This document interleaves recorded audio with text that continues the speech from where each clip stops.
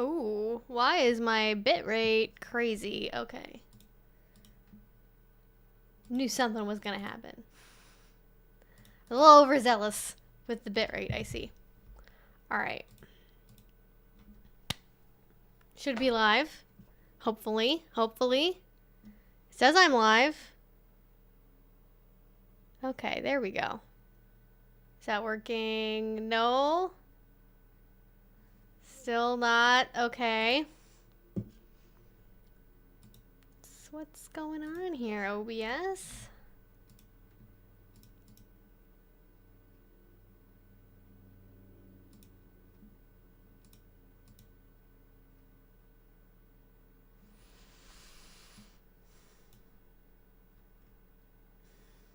Things look okay on my end. Okay. I'm glad to hear that. I just want to make sure before I get into stuff. So we started a couple minutes early because I can only test this when I'm actually streaming. So hi everyone. Happy Friday. Hope you're doing well. What's been going on? I think I have my fan on. Let me check. Okay. Yeah, the fan is on. Fan is good. We love to see it. We love having the fan on.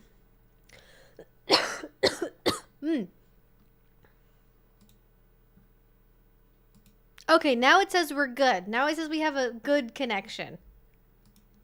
Okay. I seem to be alive. I mean, I hope so. This would be, if I was a zombie operating this, would you guys be impressed though? Yes, please. Thank you so much, Nathan. If you're new here, please do check out the FAQ down below. I recently updated it, and it's just going to be really helpful if you have never been here before and you're like, what even is BDSM? Whoa, like, answers are down there. Book recommendations are in there. Links to lots of videos. Again, answers to common questions like, how do I tell my boyfriend I want to try BDSM? What do I do if I'm in a long-distance relationship? Like, down there, down below. But hi, everyone. Glad you are doing well. Sorry I didn't stream last week. We were on my Patreon watching the I'm gonna do that. The Army Hammer documentary. It's 3 parts. It was how long? 4 or 5? We were streaming until after this stream is normally done, and we started several hours earlier, so no stream last time. We were busy doing necessary Patreon things, because I swear to God, I am actually going to do something on time with a release of a thing that everyone's talking about and wants to know about. I promise. I'm trying my best, okay?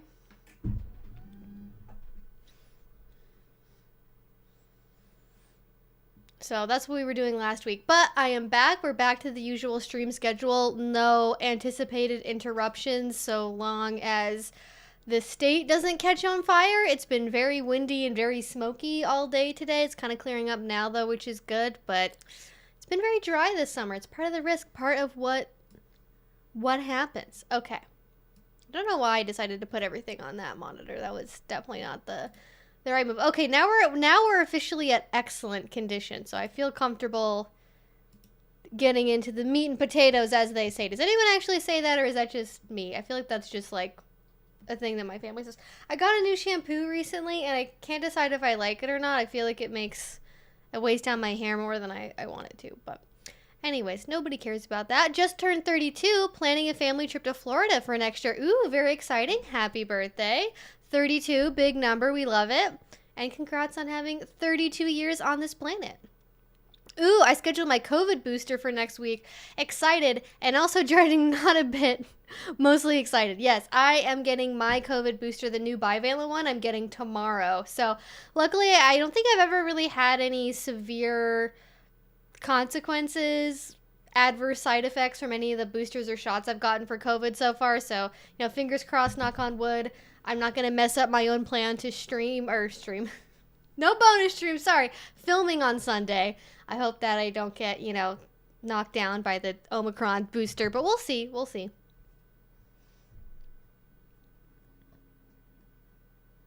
Oh my gosh, there's already almost 130 of you in the chat. Hi, welcome. So fair warning, my roommate got me this the other day because they're just, prescient? This is what happens when you're a nerdy kid who reads a lot and you only ever see words in print and never talk to people. You're like, I know that word in a book, but is that how you say it in real life? So I have a monster. I had half of this today. Fair warning, everyone in the chat who's been around here a long time knows what happens when I have caffeine, so buckle your butts in your seats, or don't. If you listen, if you gotta fidget, you gotta have a dance moment, I understand. I am here to support your processing style in whatever manner that looks like for being on this live stream. Yes, there's a new booster. Depending on where you live, it's going to be easier or harder to get it. But basically, if you don't know, and I try not to talk about like politics or stuff on here too much. So in a non-political, information-giving way, you can make your own decisions. There is a new booster that is being released starting at least around where I live this coming week and this weekend, where basically they made a new booster that is designed around the Omicron and all of the Omicron variant strains, and so it's supposed to be much more effective against the latest things that most people are getting sick with. I highly recommend getting it. You do have to, at least where I live, you have to have the existing COVID shots, and I think you also maybe have to have your first booster, or maybe if you've had a booster, it has to be at least 2 months since the time you got your last booster dose. So as far as I know, it's open to everyone. There's no sort of like staggered requirements for like healthcare workers, elderly people, whatever. It's just anyone can get it depending on where you live. Check your local laws and regulations, but I'm excited for it. The one thing though, can they make monkeypox vaccines like a little bit easier to get right now? Because that's one of the things that's keeping me from participating in anything is I feel like I need to get the monkeypox vaccine before I go out and do anything kink related, because sharing intimate spaces with people doesn't necessarily seem like the best right now, just from a risk perspective. But at least where I live in Oregon, they are being very tight with the monkeypox vaccines. And I think the only people who can get it right now are people that have like prolonged intimate contact as like part of their work. So like massage therapists, like people that do like waxing and sugaring, and then like men that have sex with men. Those are, and maybe sex workers. I don't know. I know it's the case in like San Francisco, and I think maybe New York. They do say that if you're like a sex worker, though I don't know how you prove that to the government without okay, I don't know how that works, but that's one of the things. So I would love for that to be more available, because I would just feel so much more safe and secure if we could do that. Oh my gosh, hello from Sweden. Hi, Sweden. Oh no, we haven't had any Swedes in the chat before. We've had people from Japan, Korea, India, Pakistan, Australia, New Zealand, Canada. Not Belize, Brazil for sure. Iceland. I don't think we've ever had any Swedes. So hello. How's the scene in Sweden? I did actually find there's a very good rope shop in Sweden that looks like it sells some pretty good high quality linen hemp that I'm excited about. So, I think it's called, it's not Juliet and Justine, because that's a different thing. That's a clothing brand. It's Julie. I have it bookmarked. Give me a second. I'm gonna find this. Oh my god, it is. So the brand I was thinking of is Juliet et Justine, which is like a French, and is a Japanese brand, but it has a French name. And then the role plays I'm thinking of is Justine and Juliet. With like an ampersand for the thing. Just in case anyone's like, hey, I'm in Sweden, where do I buy rope? Here's an answer. You didn't think you were gonna come in this live stream and my brain, which is a repository of information, would go, I know where to buy rope in Sweden. But there you go. So that's for anyone to use. And you know what? It can be hard to find kink supplies in certain parts of the globe, and I'm happy to pass along that information. So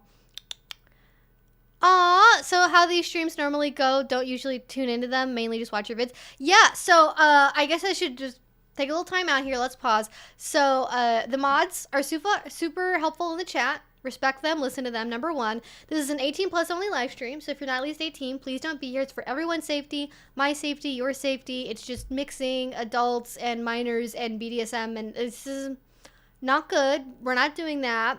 There's lots of ways that if you are a minor, you can educate yourself in more age-appropriate ways that don't involve directly interfacing with random adults on the internet. You can go to forums like Scarletine.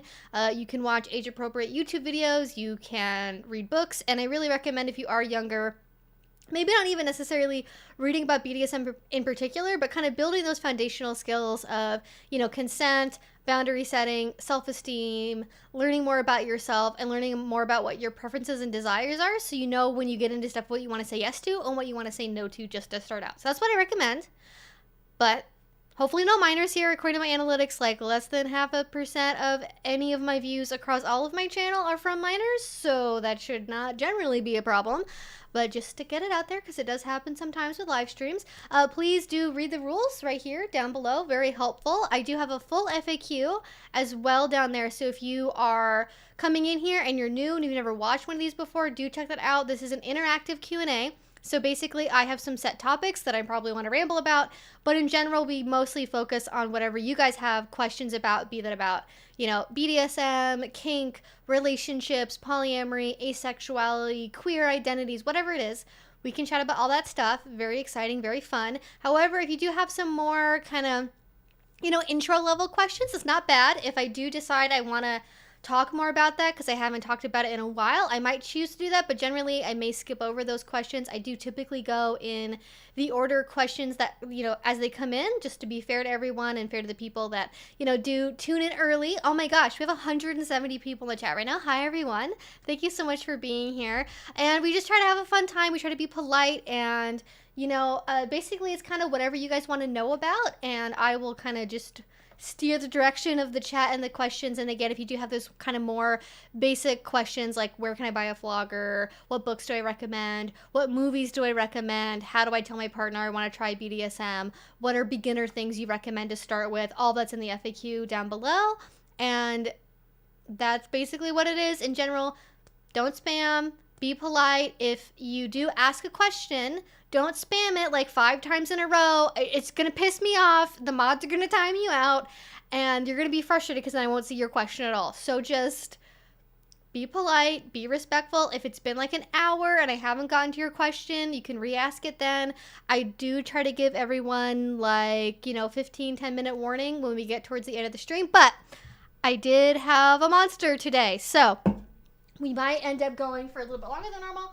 I'm wearing a really cute shirt from Mary Wyatt. It's a really great British goth-ish brand, and I feel like this had kind of pet play vibes to it. It's a lady walking what appears to be a person with ears on a leash. So, I thought that was cute and fun. So that's the vibe for today. That's the DL, and we'll just go ahead and get into some questions. 178. Listen, I would love it. I don't normally ask this, but if you guys want to give the stream a like, if you're just being a lurker, that's all good. Maybe just put a little heart in the chat. Maybe just give it a thumbs up. Share it on your Facebook BDSM group or whatever. I love having as many people in here as possible because we do also as like a group answer questions. So I don't know everything about everything. I know, shocking. I sometimes know completely random shit, like where to buy rope in Sweden. But I don't always know everything, and sometimes it's really great to crowdsource an answer to a question if somebody's maybe gone through a similar thing as you, or has a similar relationship, or, is into that particular kink you're asking about. I do really like also just promoting that people share their own answers and own thoughts, because I am not here to be the absolute answer and arbiter of all things BDSM. I just try to help with things that I know about, and just, when I don't know, I say that, and sometimes we get really, really great answers from you guys in the chat. So I love it. Yes, it's very comfy. I would say it's a little stiff. The material is a little stiff.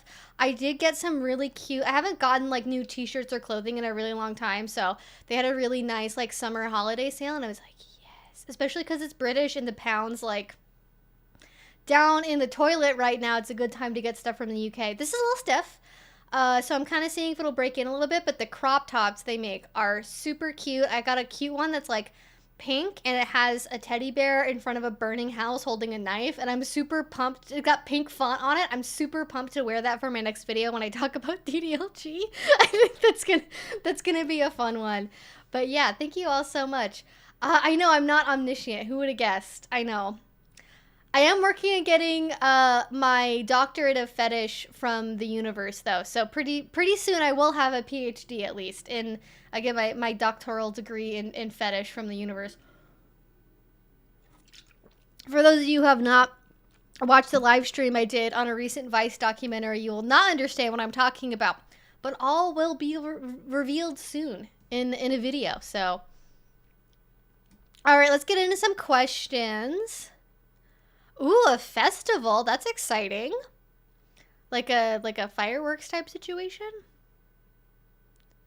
Yes. Okay. Thank you so much, Twixie. I do want to say again, I try to avoid talking about like politics and stuff on this stream because I don't want to get distracted like arguing about political stuff. And I know that in the last like 48 hours, there's been some pretty big world events. So if you want to stay away from that, this is the stream for you. If you want to talk about certain members of the British royal family or things around that, this is not the stream for that, just as an FYI. I do have a politics channel in my Discord server, which is on Patreon, $5 a month for that. But there's also like a billion political streamers you could go and watch instead. Not to say that you should leave, but just as a reminder, I'm sure I'll be great, but we just want to get it out there. It is early on in the stream. So in a standard BDSM scene or even a DS relationship, who do you say has more control? The dom or the sub, or do you think it's about equal? Okay, I love this question because I think a lot of people, you get kind of two very, very strongly opinionated but polar opposite answers to this question. I'm gonna mix it up and say it's neither. But the first one you hear a lot from people that are in BDSM or are kind of sort of learning the mantras and learning kind of the common sayings that we have. You have people that say that, oh, well, it's the submissive that really has all the power.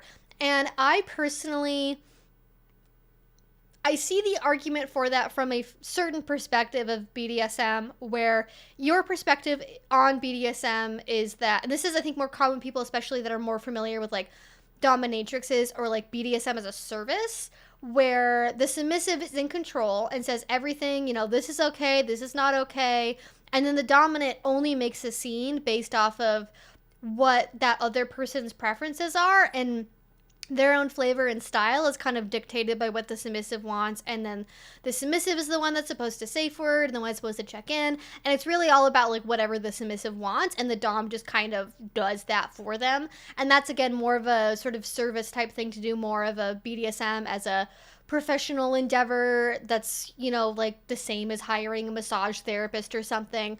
And then you have other people that are like, of course it's really the dom that has all the power, because if the dom isn't really the one in control, then you don't really have power exchange or authority transfer, whatever term you like to use. You have topping from the bottom. You have somebody who's playing at being a submissive but isn't really submitting. They're just like role playing something and not really living, being the one who doesn't technically have control.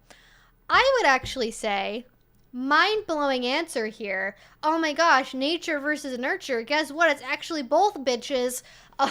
My answer is that it's about equal. It's ideally in a world, actually, there was a discussion recently, this might get a little bit into politics, but just to sort of give us a baseline for this conversation, on Twitter recently, there was sort of a resurgence of discussion about like trad wives, or especially trad Catholics, which is funny because I was like, it's funny how many people that weren't raised Catholic that are like, you know what, I want to be Catholic. I'm like, okay, you want to go to CCD every week for like years of your life and then be in a building with thousands of people where it smells like incense for like 2 hours every Sunday as like a 4-year-old? Sure, okay, that was a great experience. Anyways, so there were people that are, I think mostly on TikTok, but probably other social media, that have wanted to kind of go back to traditional values and women are supposed to be submissive and da-da-da. And this got into a lot of conversation about, well, actually, relationships should be egalitarian. They shouldn't have a power structure to them. It should all just be even keel across the board. And I think I have a slightly controversial take on this for somebody who's in the world of BDSM, which is I broadly agree with the mentality that relationships should be equitable, even when you're doing something like power exchange or authority transfer. And I'm kind of realize your question was like a BDSM scene or a DS relationship. I'm more focusing on the DS relationship part because the kind of the scene aspect of it sort of follows from here. The way that I think about it is that when you are negotiating a power exchange relationship, you have to start from a place of people who equally respect each other, value each other, and care for each other, and see each other as equals, right? It's not like you walk into the negotiation with one person already being the one in charge and one person already following, because when you do that, you're kind of losing your ability to negotiate, I think, in the way that you should, to advocate for your own like best happiness and interests. So I don't know if is my camera focusing on me? I feel like it's not focusing, but I will ignore that to continue giving my answer, which is I would say that you have to start from that place of like that mutual respect, trust, and seeing each other as equals. So that way, when you are negotiating for a relationship, like you can't think about them already as being your dominant or your submissive, because you're navigating the terms under which that actually happens. And so if you're already acting like they're the dom or they're the submissive, that's going to influence, again, what you say yes to, what you say no to. And you have to really start out from a place where you can go, you know, you're saying one of your main kinks is like permanent body modification, and I work in a really conservative job and I don't want to have to get a nose job or lip piercings or stretch my earlobes. Like, we're not, like, if that's what you want, like, we're not really going to be compatible with our kinks and like what actually works for my daily life. So like you have to be able to confront those sort of difficult territories where you might not actually be fully compatible, or something that they're really into is actually a hard limit for you, or, you know, would be very difficult for you to do with your everyday life. But it has to be built on that trust and respect. And the sort of analogy I gave at the time on Twitter was like, from the outside, BDSM relationships look unequal by design because they are unequal by design. They're not based on some belief that like all women are submissive or all women are superior, right? Like you get both variations in either direction on genders about male superiority, female superiority. You get people who sort of believe all that stuff. And I think if you're getting into that, you're not really doing BDSM. You're acting out on either misogyny or misandry, and I don't think that's generally a good thing to be doing in life.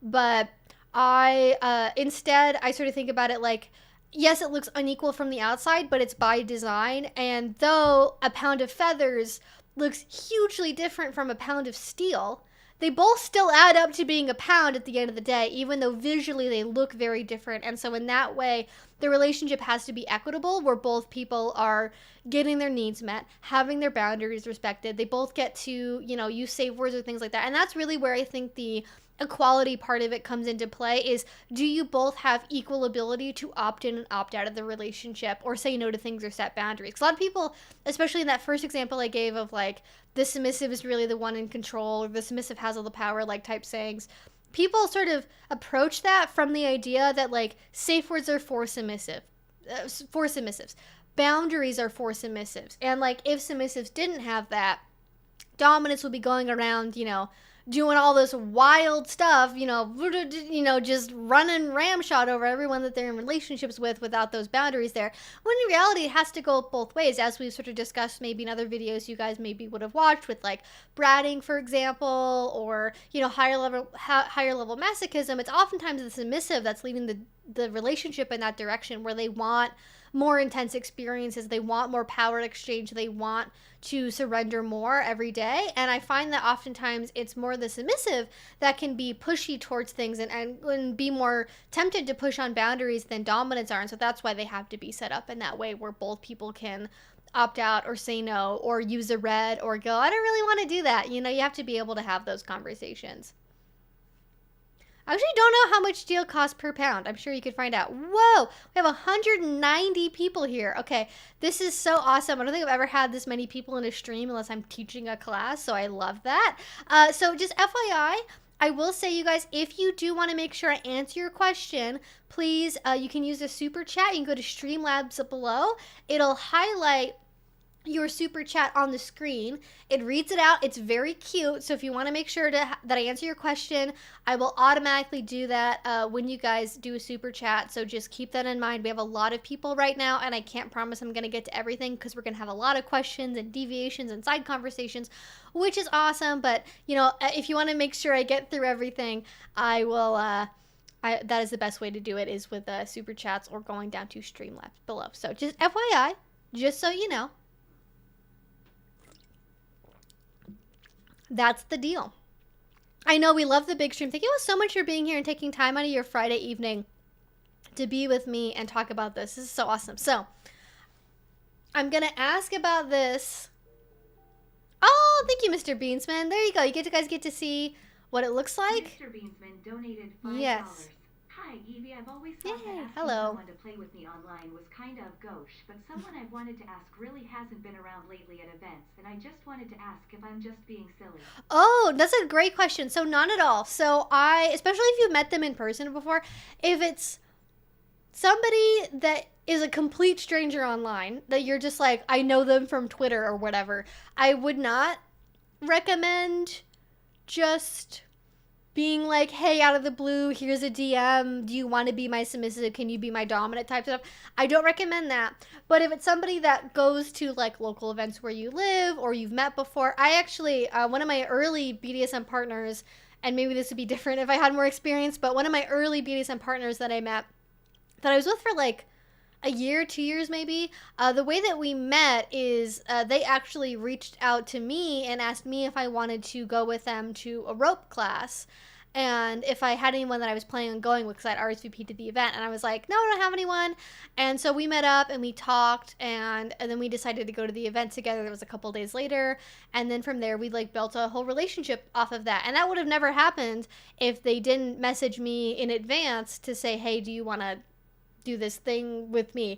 And that was over FetLife. So I think if you haven't seen someone for a while and you've been into them, I think it's totally appropriate to send like a nice, calm, and non-invasive message about, hey, I'm not even sure how I would phrase it exactly, because I don't know what your relationship to this individual is like that as existing now, but I might, say something like, hey, I haven't really seen you around lately. Hope everything's okay. And then if you're interested in talking further, I would love to hear back from you. Or just something really polite, not really a lot of pressure, but still is like putting it out there that you're interested in them, you're concerned for them, you want to know more about them, and it's just like opening the door to that possibility. So yeah, totally reasonable, totally rational. So, okay, the thing I was about to say before we answer this question is, and I'll post this on Patreon as well later, if I wrote a book, what should I write a book about? That's my question for all of you in the chat. If I wrote a book, what should I write a book about? It should probably not be primarily just drinking that, so I'm going to switch to my giant water bottle. As long as you're being respectful, I don't think that people will get offended by a message unless you're messaging them on FetLife or something, and they specifically say in their profile, no DMs, don't message me, I don't read messages here, like whatever. Unless they say strictly otherwise to not message them somewhere, you're probably fine. Okay. I love how the only question I've gotten to so far was from 20 minutes before the stream we even started. So we're off to a great start. Okay. I get really into answering things thoroughly. So I try to get to as many people as possible, but we try to answer things strongly. Oh, good question. Has anyone seen the James Franco documentary entitled Kink, which talks about being both on screen and behind the screen while filming scenes for kink.com back when they used the Armory? I don't think I've seen that one. I'm going to Google something real quick here. What I remember watching is something called Interior Leather Bar, which is, I think, also a James Franco project. So great for that. And it's like the most... So I'm not gonna, so I should be cautious with this because I think that the most pretentious filmmaker of all time that I've ever seen anything from is Darren Aronofsky. But James Franco, when he stars in his own shit, it's a pretty close second for me in terms of like, oh, he really thinks he's doing something here. He really thinks he's like doing something out of the box. So basically, Interior Leather Bar, I'll just, spoiler alerts for Interior Leather Bar. The background for that is, it's basically about, they're reimagines and attempts to recreate the 40 minutes of deleted and lost sexually explicit gay footage from the controversial 1980 film Cruising. Despite early media reports when the project was first announced, the film is not itself a recreation of the deleted footage, featuring only brief scenes and that actually do so literally. Instead, it uses the idea of recreating the footage as a plot point to explore the creative and ethical questions arising from the process of trying to make such a film. It depicts issues such as the actor's level of comfort or discomfort with the material, the conflict between creating freedom and censorship, the ways in which the cinematic representation of LGBT issues and people has evolved since Cruising was originally released in 1980. One of the main narrative threads of the film is the confusion of several participants over why James Franco would want to be involved in such a project in the first place. So that's Interior Leather Bar. It's very navel-gazy. Would not recommend that. But also, isn't James Franco kind of like a piece of shit? Like a sexually problematic piece of shit? Or am I thinking, is there a different Franco I'm thinking of potentially? But I'm not familiar with the other one. My vote for a book is a memoir on your journey from Kinkster to Kink Educator. I don't know. Maybe like 20 years I'll write that. I feel like I need to have more of a life to qualify for having a memoir, but I love it. Thank you. Great suggestion. Okay, so I'm not sure. Well, he was a nymphomaniac, right? Okay, wait. If I Google James Franco Kink, what do you think is gonna come up? Oh, okay. Wait, so in the same year, 2013, that he made Interior Leather Bar, he also made Kink. Yeah, about the BDSM website kink.com. The film was originally released in 2013 and had a staggered release worldwide in 2013 and 2015. Oh, interesting. While filming scenes of About Cherry at the Kink.com San Francisco Armory, RIP, Franco noticed the dynamic between actors and the production crew. He stated that this interested him, as in some respects it was a similar dynamic to that of the production of Saturday Night Live. It was that film that led Franco to developing an interest in this aspect of BDSM culture. After coaxing, interesting word choice, director Christina Voros to an interview with the Armory agreed to do the film. The other reported influence for Franco's decision to make this documentary was an unsuccessful sex tape with his girlfriend. Wow, that is quite the review. The see also option for this film is graphic sexual horror. Don't really know what that means, but James Franco is a man.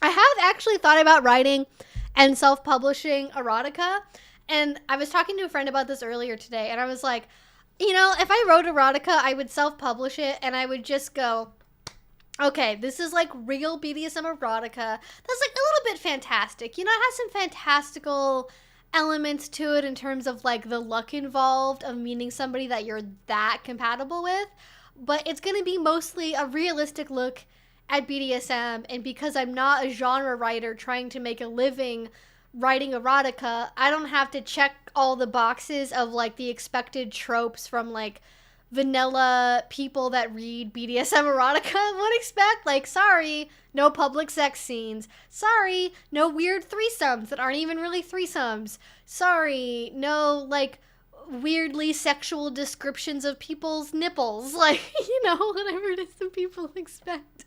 I would write something that was much more realistic and very much focused on building the relationships outside of a kink context as well as in a kink context. Like, I don't want there to be like a single scene where they go to dinner and talk about their family lives, and then after that it's just all BDSM. You know, that would be my dream. But I write a lot for my work stuff already, and so it is difficult to have the writing steam at the end of a long week of emails and scripting and research to be like, you know what, I also want to write 20 pages of erotica.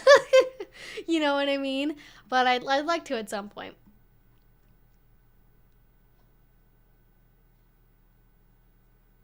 Well, to be fair, I didn't say it'd be 2 minutes late, but I said that I could be 2 minutes late and people would still complain. So instead I started 2 minutes early because I was just raring. I was just ready to go. I was just ready to go. All my erotica is just a love letter to a partner where we explore the fantasies that are too hardcore to actually carry out. Listen, that's valid. I totally recommend people writing and sharing erotica with partners. Like, it doesn't have to be good. Okay, this is the thing. People are like, oh my gosh. It's like, nobody expects you to be good at singing when you do karaoke. It's about the fun and the camaraderie. I know. I'm not trying to make a pun. The group synergy of doing an activity together that you might not be good at together, but is still fun to do as like a process, as a bonding ritual. And I really feel like creating erotica together is the same way of like, you know, being vulnerable and exploring fantasies together and just knowing more about each other's intimate worlds. I love that.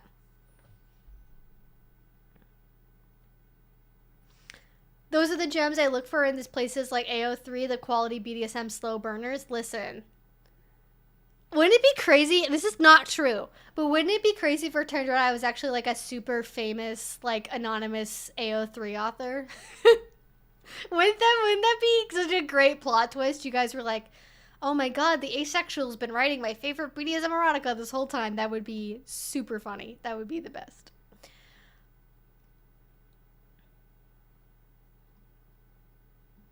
Ooh, flu shots. Good point. Get your flu shots.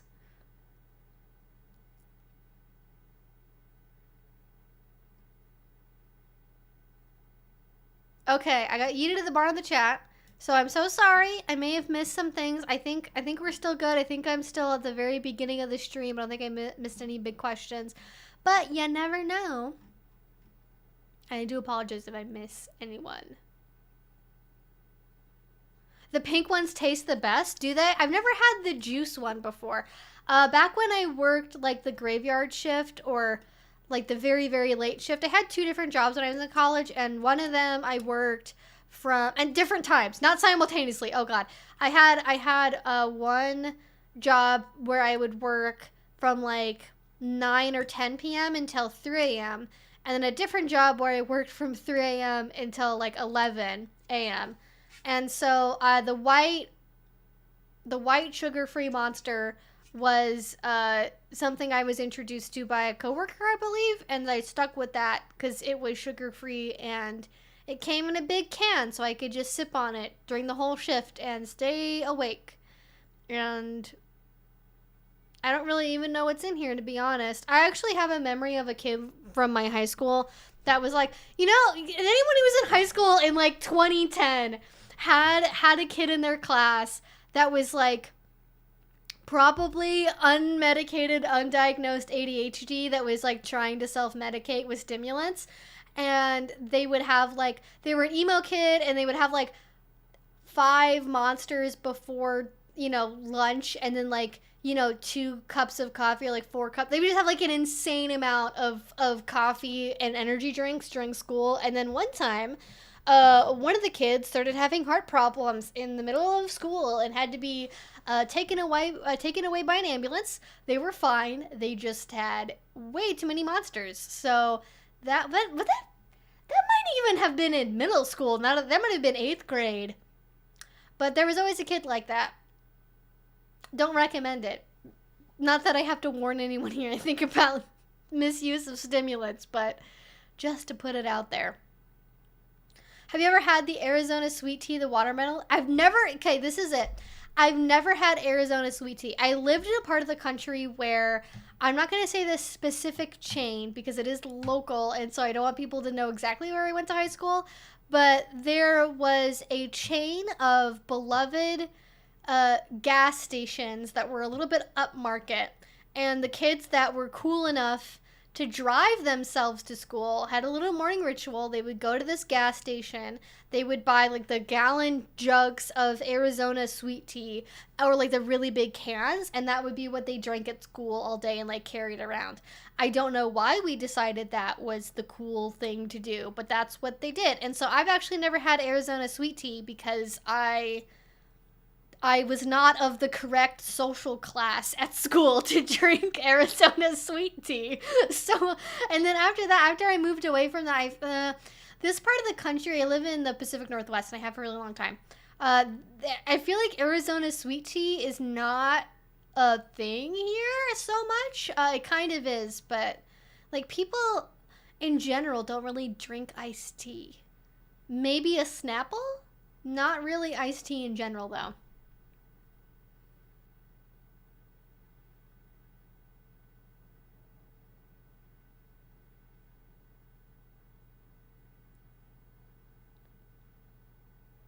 Should you make strawberry people do BDSM? Okay, I love this.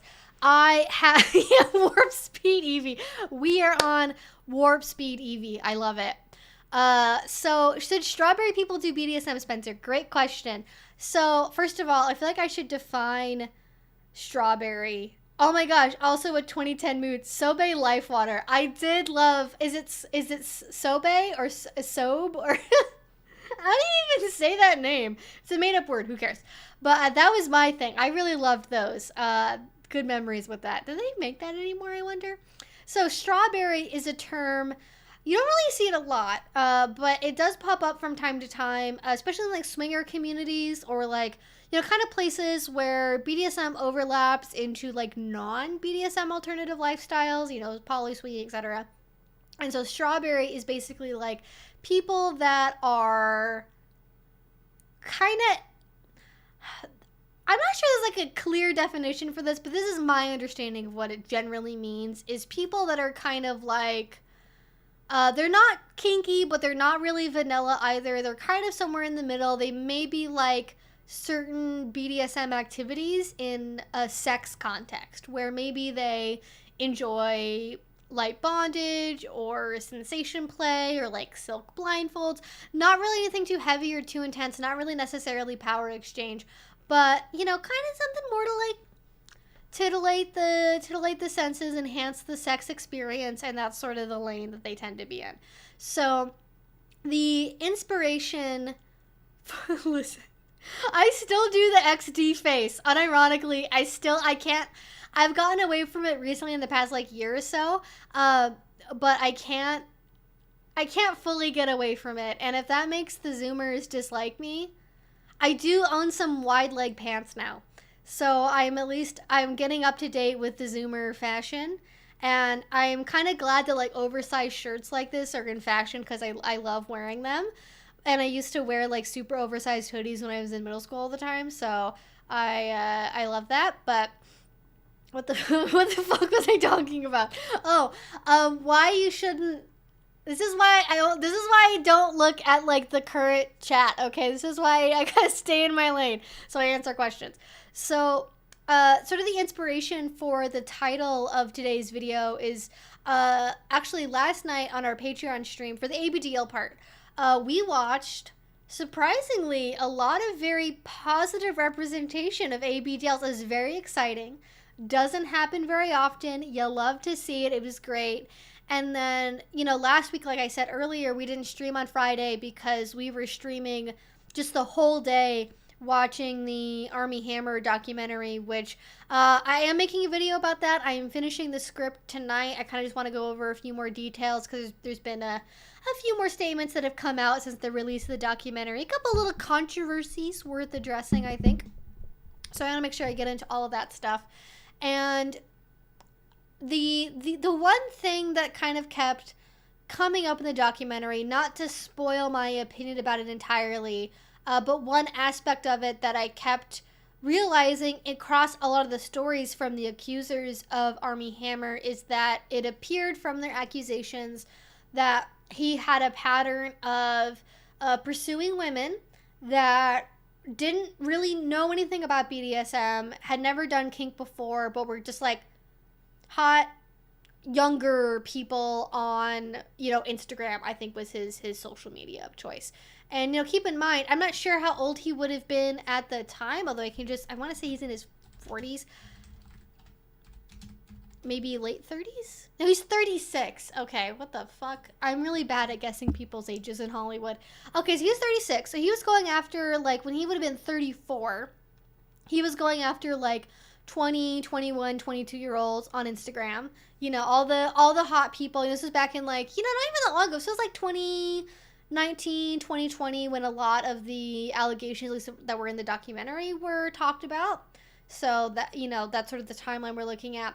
And so he was really kind of going after people that didn't know anything about BDSM. And very quickly, he seemed to become, according again to the allegations, he seemed to be very attached very quickly. He would start just sharing all of these really dark fantasies. He would start being like, I want, since the first day I messaged you, I've thought, about tying you up. Do you know what shibari is? And then just launching into a tirade about, wanting to do shibari, and then, I want to completely own you and control you. And just again, these people don't really know anything about BDSM, sharing this really, kind of not necessarily unusual for a kinky person, but definitely very dark fantasies for somebody that doesn't know anything about our world. And I feel like I'm not sure if it was a mistake or on purpose, or if he was just indifferent, or if he maybe preferred people that were unsullied and untainted, because there are, some people that I would classify as being more on the fake dom side of things, that they look for people that don't know anything on purpose for the intention of, getting their needs met, and having somebody that won't know enough to say no to them or know what's normal. And because then he ends up in a position where he can say, this is what's normal, this is what's not, these are your expectations. The exact kind of thing where, I'm not saying he did this, but where people that share, sort of that pursuit of very young, inexperienced people in BDSM can go, well, a real submissive would do blah, blah, blah. A true submissive doesn't have safe words. A real submissive would always allow me to do XYZ thing. And so I think you have to be careful around people like that. But the point of all this is to say is I think it is, especially as a dominant person, it is a very tricky scenario to bring in vanilla people, or even strawberry people, people that aren't kind of know about kink but don't really know how deep it goes. It can be a mistake to bring people into kink too deeply and too quickly, especially without checking in, answering their questions. And the thing that I kept noticing with the way that Armie seemed to speak to these women is it was a lot of constant communication, constant text messages, hundreds of calls and texts and voice notes and videos and photos, and just constant, just overwhelming without leaving space for processing. And I think when you're introducing people to BDSM, and let's give the best case scenario of somebody doing this and they intend well, they're not trying to do anything bad, but they're just so excited that they don't really know how to stop themselves. You have to take a pause, take a break, don't overwhelm people, and be really, really cautious about pushing anything too far too fast, because if the other person doesn't really know what to do, especially as a male dominant interacting with female submissives, or just women in general, not even people that are submissive, you have to be very careful that oftentimes, especially when somebody's sharing what to you might seem really to them would seem or would be very scary, dark, twisted fantasies, they're gonna go, is this guy gonna fucking axe murder me if I don't play along right now? He knows where I live. Because one of the things that Armie would do is he was very he seemed to be very physically possessive in this way, both in terms of physical touching and close proximity, but also he would track their location on his phone and then show up to their apartment when they weren't there to leave them notes after they said to leave, get out of my apartment, and then he wouldn't listen, and then would just leave them creepy notes. Or he would, after somebody attempted to break up, he followed one of them on foot while they were going on a walk with their friend, and then he showed up on a scooter randomly, again, after being told, leave me alone multiple times, did not listen to that. So he had boundary issues, and I think when you already have somebody like that, it's established they don't really take no for an answer, it becomes very scary and difficult for the other person who doesn't really understand what you're saying to do anything other than be, like, delicately polite and try to just kind of tiptoe around the situation without accidentally setting off a potentially dangerous person that they don't, like, what are they going to do? What are they going to say? Like, they've already broken into my apartment once. Like, are they going to do it again when I'm actually there? Are they going to show up, where I'm at and try to force me to do something I don't really want to do? So you have to be very cautious when you're introducing somebody to kink. Again, leave that space for them to ask questions. Don't overwhelm them. And there's a very different process between, I have these really dark fantasies that I've never gotten to tell anyone about. I want to make sure that you're my kitten for forever, and I'm gonna own you and control you and do all this stuff. Donated $12. Oh, thank you. Try today. Just fun for camera, corset, doggo toys, etc. Thank you. I really appreciate that. I'm so grateful that all of you guys are here. I love everyone being in the chat, and no worries if you're shy, you don't have a question. I just love that you're here and that you're hanging out, and hopefully you're having a good time listening to my answers. So you have to be very careful between the dark, twisted fantasy of, like, I've always wanted to own and control somebody's body completely, and I want to tie you to a post outside and leave your body for free use for anyone to fuck as they walk past. Like, you have to be careful about that shit. Okay? You just start saying that out of nowhere. Goddamn. You gotta like ease your way into it and be like, do you know anything about this thing called BDSM? Oh, you do? Okay, what do you think about it? Where did you hear about it? Is it 50 Shades of Grey? Like, you start a conversation where you feel out what their comfort and knowledge level is, and then you tailor the conversation based on that, and you don't info dump for 6 hours at a time to somebody that you, like, are talking to over the internet, Like, come on. Or better yet, you find someone that already knows about BDSM where you don't have to do this. Now, I will say it is different to have an existing partnership where maybe you've been together for like 10 years, you live together, you have a really deep bond of like established trust where you know they're going to respect your boundaries and respect your consent because they have been doing that for a decade. And then you bring up, hey, like, would you want to try BDSM sometime? Do you know anything about what that is? What interests you? What are you scared about? Whatever. That's very different than this methodical approaching random strangers that look hot over the internet, telling them that they seem really amazing and wonderful and cool, and you want to get to know them more, and then within 24 hours, just info dumping BDSM at people that don't know what the acronym even stands for, And especially because then you're not, you got to make room. We're talking about, like, boundaries and limits and preferences and safe words and aftercare.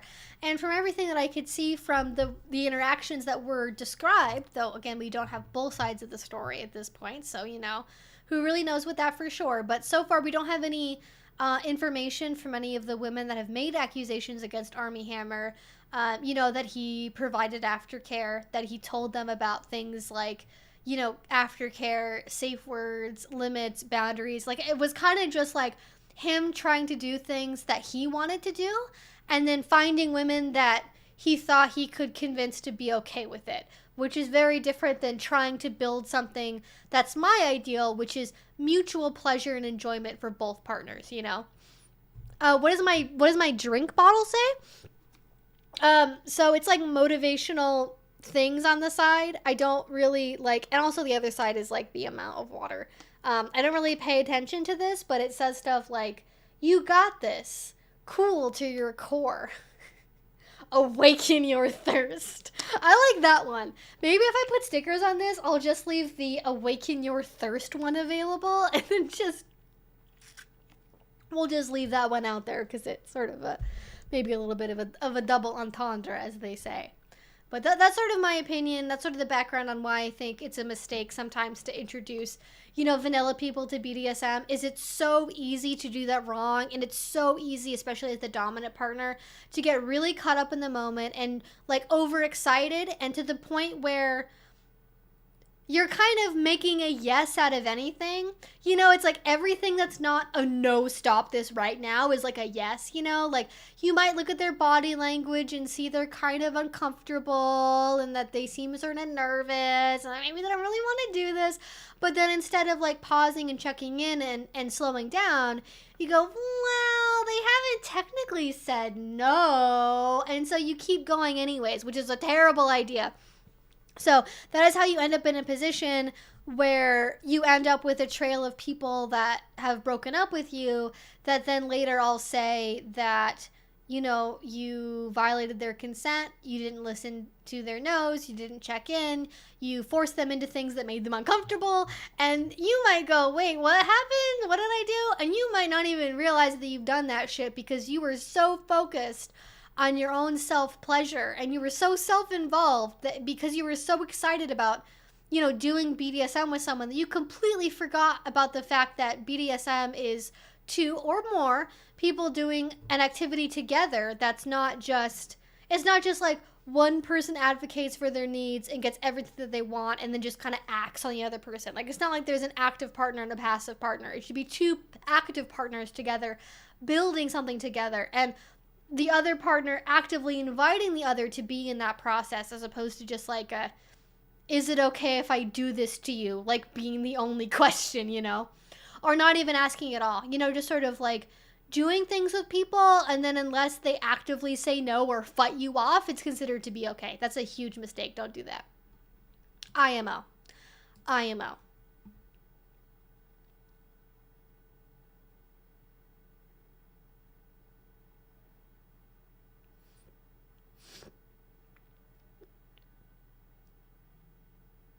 Isn't Awaken Your Thirst a tagline from a soft drink commercial? Is it? Maybe it is. Okay, so I'm going to tell you that when I Google the term Awaken Your Thirst, the first thing that comes up is a video that's a devotion to John. It's a devotion on John 7:37. Which says, if anyone thirsts, let him come to me and drink. Does that sound a little homosexual to anyone? Does that sound a little bit... That sounds like that could be interpreted in a certain fashion. I'm just saying. Awakening thirst for God. Awaken, hunger and thirst for more of God. Oh my gosh. It's just all about Jesus. Spiritual awakening, quenching a thirst. It's all about Jesus. It's all about quenching your thirst for our Lord and Savior, Jesus H. Christ, I find that to be very funny. That was unexpected. Awaken your senses. Isn't that the gum? Isn't that the 5 gum? Oh, goodness gracious. That's the situation. You cannot really use no... Okay, wait. I feel like somebody said, and please correct me, you can't really use no or stop as a safe word. So my counter argument to that would be, you can use any phrase or saying you want to, including no or stop, so long as, and this is the kicker, you negotiate for it. This is why negotiation is a huge process in BDSM that I advocate that everyone does. Because I think it's really easy to forget that step and just sort of assume that, oh, we're doing BDSM, and like, if they say no, they might not really mean it. If they say stop, they may not really mean it. Like, some people are more comfortable not trying to remember a safe word and just going with no and stop. And they don't use it in like a play way or anything. When they say it, they mean it.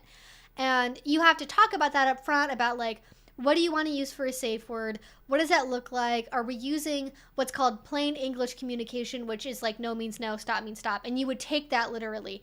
And of course, you know, if it ends up during the scene that someone who agrees to say like stop means stop ends up saying stop but means it in a play way, not like a for real way, then you like reevaluate and rethink that if and when you negotiate again for an additional scene. But I think that we absolutely should advocate and include things like no and stop being perfectly fine to use in BDSM, as long as you acknowledge that it has to be talked about in the scene beforehand. And if somebody, like, you can kind of like interpret a little bit with like tone and body language, you know, assuming that, you know, you're able to do that. And, you know, if your partner is autistic and you're autistic, then you're going to be complexities there with that potentially. But if it's with somebody that you know really well and you've played with before, you know, you can sort of interpret the difference between like, no, stop, oh my gosh, please stop, what are you doing to me? Like you can make an inference that like that kind of playful, you know, princess locked up in a tower kind of like, how dare you do this to me? I'm gonna call the king my father. Like you can infer that that's a little bit different than like, no, you need to stop that right now. Like, the tone difference is apparent. So, you know, you should, there's sometimes you can make a sort of an educated guess about one or the other, but whenever you're in doubt, if somebody's saying something or acting unusual in a way that you don't know how to deal with or have concerns about, you definitely need to check in and be like, okay, how you doing? You good? You good? Gotta do all that. Are safe words always verbal? No, definitely not. So this is one of the things that's really important to know is primarily as a default, safe words are verbal. You know, yes, red, safe word, pineapple, whatever. You know, some kind of word or phrase can be used as a safe word. But I talk about this anytime I talk about safe words on my channel. You can also have what are called safe signals. So that's really great if you're using a gag or it's going to be, you know, a crowded, loud room. It's going to be music, whatever else. And you can, that's a really good additional tool to have either instead of or in addition to, especially if your partner also tends to go nonverbal during BDSM scenes. That could be things like a rhythmic tapping or squeezing, dropping a ball, you know, holding something, and if that drops, like keys, a ball, again, whatever, that can also be used as a safe signal that means the scene needs to stop. It could be something on themselves. It could be, you know, them tapping 3 times. It could be them pinching you 3 times. It could be, you know, whatever you want it to be, really, depending on what the scene is. Certain things might work better than others. Like, you know, if you're, you know, wearing a ball gag and a straitjacket, you're not really going to be able to use your mouth or your hands. So instead, it might be something like a rhythmic tapping with your feet, for example. Or you might be in like full body bondage and, you know, wearing a blindfold, in which case your only option is going to be like a verbal safe word, you know, unless you get really creative and you have very dexterous toes or something, you know. So there's lots of options for safe words, and no matter what scene you have, there's pretty much always a way to build a safe word into it in some capacity. Even when you're doing really intense role play, I think you can build in, for example, like key phrases that stay within the spirit of a role play but still, you know, serve the purpose of like checking in or saying that the play needs to stop, right? So for example, when I have done high protocol parties and scenes in the past, one of the safe words that could be used for people that were doing the service, the submissives in that scene, if they needed a break or they needed to stop, what they would say is, may I please be excused to the kitchen? And the answer always had to be yes, because the only time that phrase was supposed to be used was like, either it meant I need to take a break and I'll come back later when I'm ready to be in service again, or I'm just done and I'm gonna stop playing. And then from the other side, you could ask a different question to check in with your partner to see if they need to stop or whatever, which would be like, do you need to be dismissed? Do you need to be released to the kitchen? You know, something along those lines where it's staying in the spirit of like the high protocol dinner framework, so it's not interrupting other people's headspaces or even your own headspace. And it kind of, you know, it's something where it's not like too jarring, I guess. But then also at the same time, like just saying safe word as well would have been considered, you know, an acceptable way of ending the scene. But if you did want to stay in that headspace and that felt like safe to you to do, there was an alternative for that as well.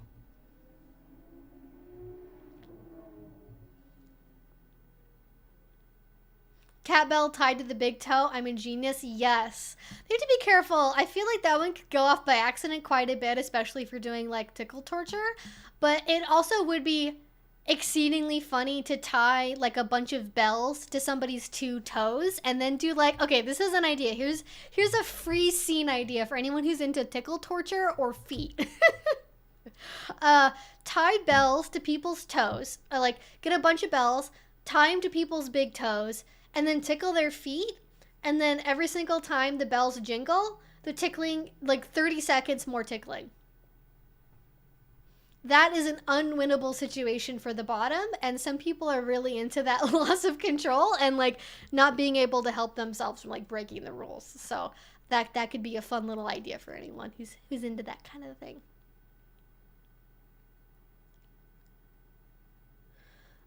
Anyone else keep a secret safe word that stops the scene instantly without having to tell people about the word? I'm assuming you mean like the general public at a dungeon wouldn't know what the word is, but your partner should know what the word is. And I think that like maybe a lot of like safe words in relationships are probably like by accident secret safe words, but I think you can do that especially if you don't want to like, you know, cause a fuss at like a local dungeon or something, if you're just, you know, talking to your partner and that's it.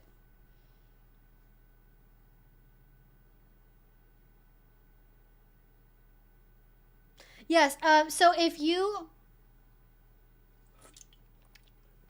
are talking about RAPE, I would recommend that you use the term consensual non-consent or CNC or ravishment play if you're trying to ask a question about it in the stream, because this is YouTube and they don't like certain words. So we're trying to keep these streams going, not get into any big trouble with anyone.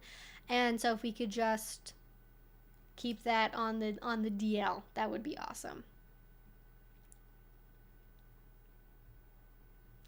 Oh my gosh. Okay, so I know I'm not exactly answering things in order, but I'm kind of just like, this is how we know you used to say this. Listen, was there ever a doubt? I die from that OMG tickle torture is not asthma friendly. Okay. Don't literally do it if you're gonna die though. Don't, you know, at your own risk.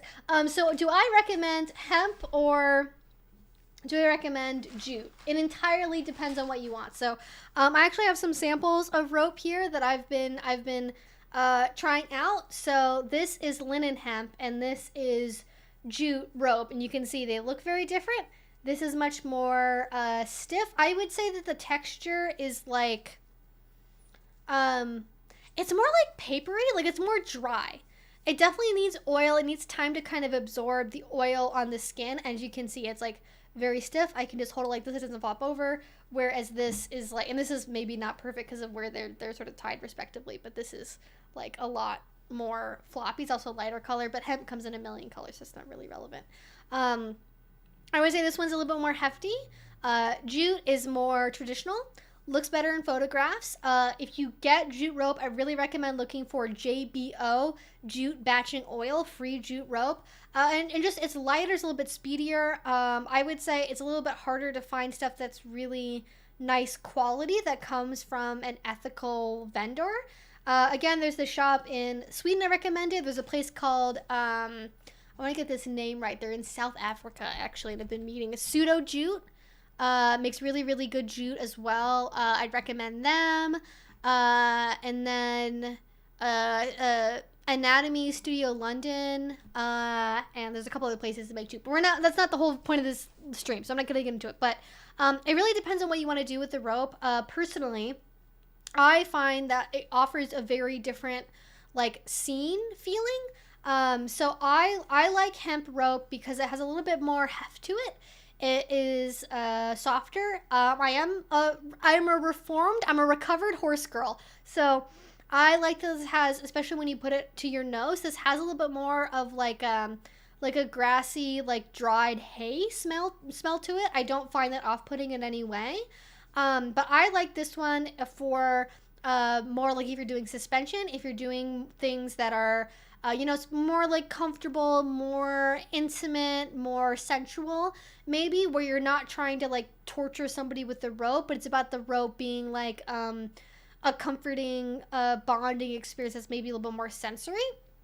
Whereas with the jute rope, and I am planning on doing a video for Patreon this month where I kind of do like a heads up comparison between a couple of different brands of jute and hemp rope, just to kind of give you all sort of a more detailed comparison. Jute, I would say, again, it's more traditional, it's a little bit thinner, lighter. If you like doing kind of more fast, restrictive play, if you like doing things that are a little bit more sort of intense and maybe a little more masochistic, on the masochistic side of the spectrum, that is kind of where I think jute does a little bit of a better job. And it's a little bit more, it can be a little bit more like personable. Not sure what word I want to go with there. But like hemp is, because it's already really worn in and soft, you're not really going to have to do any maintenance to hemp rope, generally speaking. You don't have to oil it. You don't have to like wait for it to break in. Generally, it's maybe very, very light amount of that, perhaps, if anything else. Like this is kind of already pre-broken in. And for that can be really good. Jute can get softer over time, but at the same time, you can also sort of, bond with it a little bit. You can put your own oils on it. You can combine that with maybe some fragrances that you enjoy that's not going to be irritating to your skin. And it does absorb the oils from your skin a lot more readily. And so, it can kind of wear into you and your partner in a particular way. But again, it's really, really up to personal preference. I find that it's a lot harder to find good quality jute rope than it is to find quality hemp rope, because a lot of jute does not look nearly this good out of the bag. Let me tell you, it can be really fuzzy. It can be really scratchy. It can smell like a gas station. That's my least favorite thing about jute rope, is when it's new and people are using it, is it smells like, the inside of a gas station. And I hate that. And sometimes there's there's loose hairs that come out. Like I just pulled one out right now. And it can, again, it tends to have more problems, I think, in terms of quality. And it's a lot of maintenance, especially if you get something that's a little bit cheaper to start with. You're going to be doing a lot more to it over its lifetime.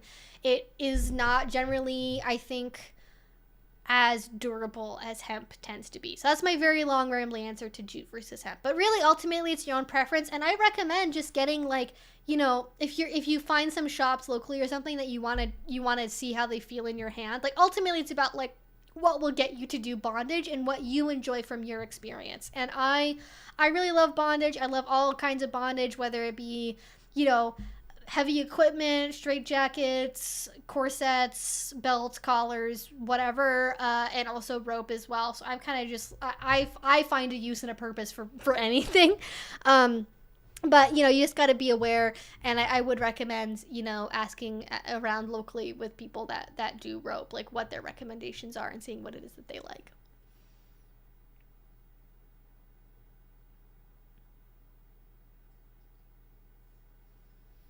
So that's my 2 cents on rope there. Let's get into some more questions. Ooh, putting together my outfit for Folsom. That's so exciting. I am not going to Folsom this year, unfortunately. I would really like to be able to go. I just, I think I would go if I could get a monkeypox vaccine before going, but it is like very close to and I think it's usually the last week of the month, and I just haven't, because of how crowded it's going to be and just everything else around Folsom, like I wouldn't want to go until I actually got a vaccine, because there's going to be a lot of like very close, intimate contact. So, I'm really hoping I can go next year, depending on how everything ends up working out. But yeah, I don't think I'm going to be going to Folsom, but I would really love to. I just don't think it's in the cards this year, unfortunately. But, I guess I could make a very, because let me actually just check and see, because normally it's the last weekend of September. Oh, okay, it's Sunday the 25th. So it's literally 2 weeks away. So yeah, I'm definitely not going. But maybe next year I'll go. Or maybe I'll go to one. I'd like to go to, San Francisco in general, but you know, I don't want to go until it's, you know, I'm fully vaxxed up, you know what I mean? But it is also is super, super busy that weekend. So if you guys want to, if you're going to Folsom and you are going and you want to explore like the local BDSM scene and local dungeons, just be aware that they are going to generally be packed and super busy. It's going to be hard to get in to do anything anywhere. And it's, you know, more about going for the experience than anything else. But maybe I'll go in the future.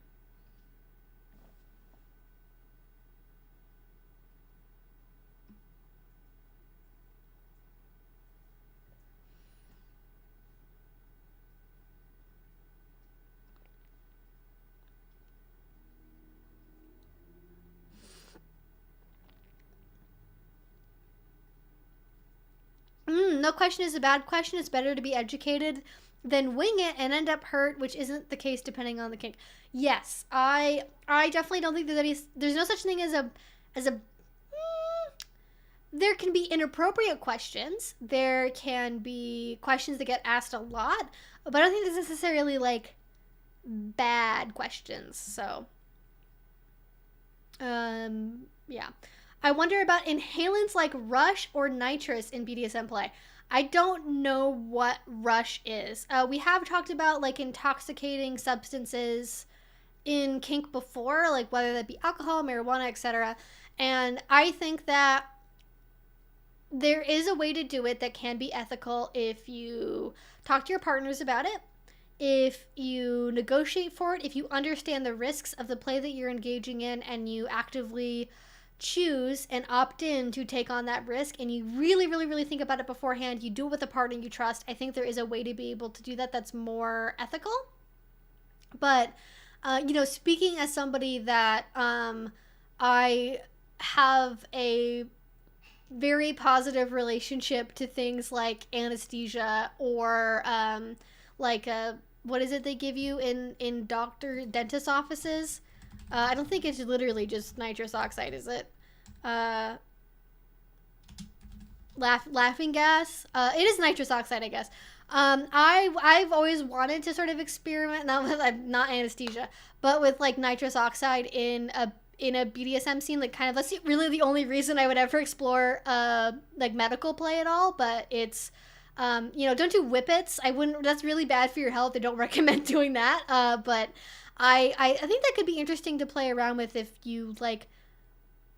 I don't even know. Like I know in some countries it's legal to just have, like I think maybe in the UK and Europe it's you can have that, but it's definitely more of like a you have to know what you're doing. It's a very elevated level of risk. It's going to take a lot of background, you know, negotiation and risk research, and it's going to be a more advanced scene, but you can definitely find a way to do it, I think.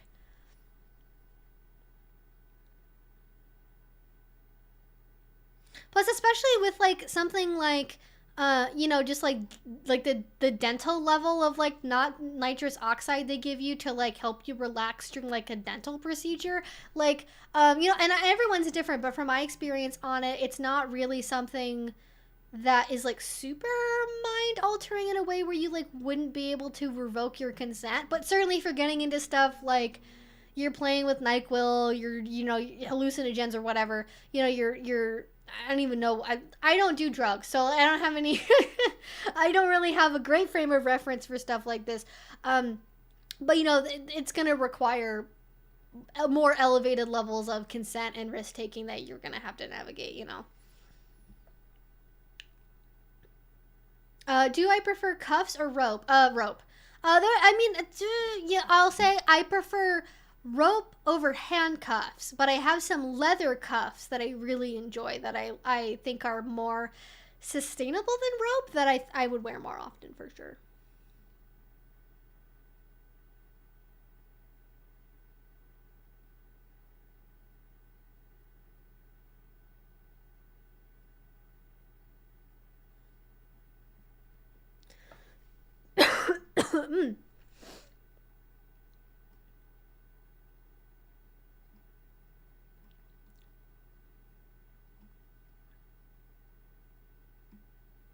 Okay, do not spam questions. If you ask the same question multiple times in a row, back to back, I will not answer your question. That is your punishment.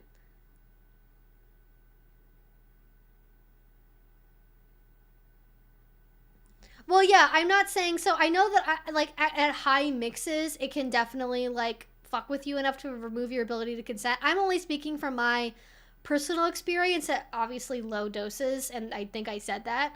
That doesn't necessarily mess with your ability to be able to revoke consent, but obviously, if you're playing with stuff that's very intense and at a higher level, that's, the deeper you go, the higher the risk is, and you have to be aware of that if you're doing that kind of play. And if you need me to tell you that, you're not ready to do it. So,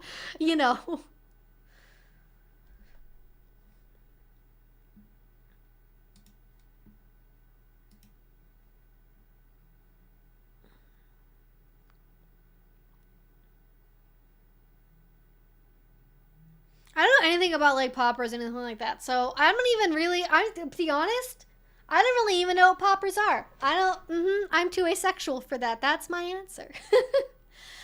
Do you think Spanko will get added to the BDSM test one day? I think if they get enough feedback from people that people want that to be included, they would probably include it. But until they do that, I don't think that they will. So, it's a big maybe, but I don't see that happening in the immediate future. But I think it would be great, and I think I saw this on the video that I did with Jillian Keenan where we talked about spanking in the BDSM test. Is I think it would probably be more likely that there would be a separate test that would just be for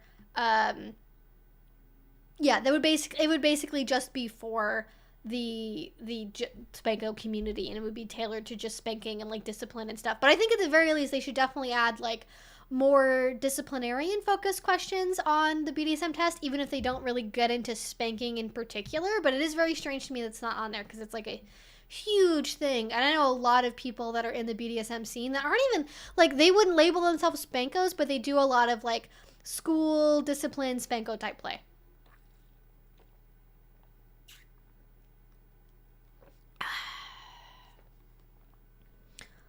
Hi Evie, haven't been in your stream in a while, so happy to see you. Yeah, glad to see you here. Hope you've been doing well.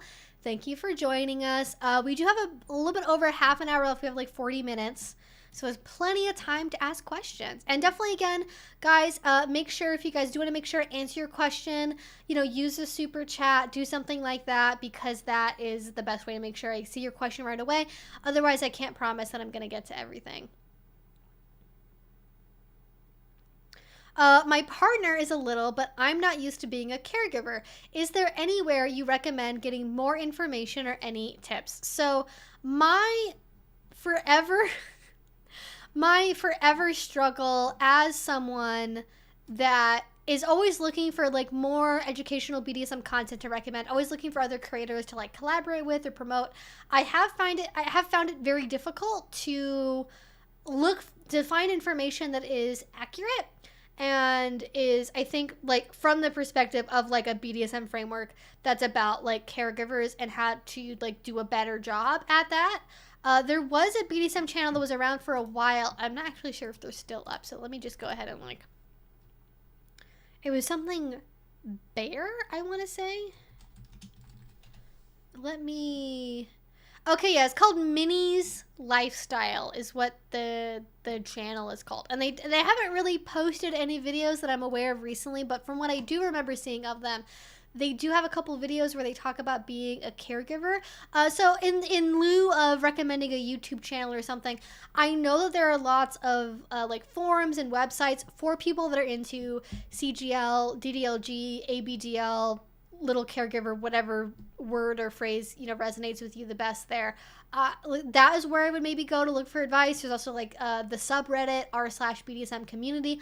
Lots of people on there have a little caregiver dynamic or something very similar. And I think it's awesome that you are out there and like willing to go and learn more about being a caregiver to help your partner have a better experience. That's like a really great thing to do. And I love that you're trying to educate yourself. But I think really at the end of the day, what it comes down to is, I think, sort of a combination of a couple things, which is learning more about what your partner wants and what your partner wants from a caregiver, learning in general, like what different aspects can be part of being a caregiver and kind of where that includes or doesn't include things your partner is interested in, figuring out where your interests are in that spectrum of potential caregiver activities or roles or responsibilities or what have you, and then kind of seeing where the overlap is between what you want and your partner wants, and then coming to a consensus about what your relationship is going to include or not based on that overlap or lack thereof as it happens to be. And just,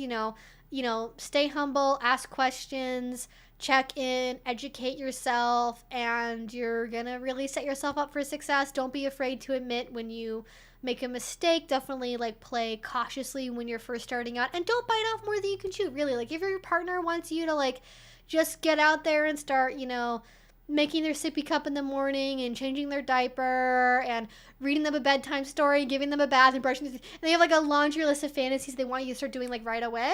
It's up to you as the caregiver or dominant partner to go, hey, that sounds really awesome. I would love to explore all of that eventually, potentially. But for right now, I think we need to take this slow and just start with this. Like, don't bite off more than you can chew and like overwhelm yourself, because I think that can lead people to falsely assume that something isn't right for them, because suddenly having all of that responsibility can really be the thing that's too much, not the activities themselves. And you need time to like process it, get used to it, find what you like, what you don't like, what you're really into. And if you try to do like 20 things at once, you're never really gonna get to the bottom of what you genuinely like or dislike that way. So just be cautious. Don't go too far too quickly, and start with like one thing at a time. Maybe start with like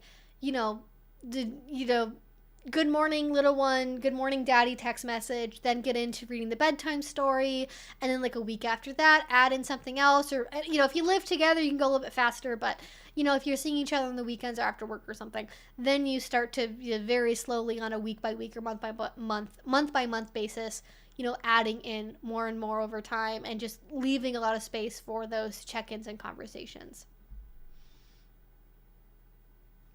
And I do, good point. I do have lots of videos about DDLG and ABDL, and, I'm not into that myself, but as someone, that does BDSM and does pet play, like I do feel like I have a shared point of reference, let's say, with a lot that is common between, people that are in more of a caregiver little or a DDLG type dynamic, so I can give a lot of general advice, but when it comes to like the very nitty-gritty specifics, is a little bit outside of my my skill set. But that is why we have a wonderful audience here to share their opinions and thoughts and perspectives, as I am sure there are many people that have a background either in a previous relationship or in a current relationship with that kind of dynamic. And feel free to crowdsource answers and recommendations based on the fact that I just said that. So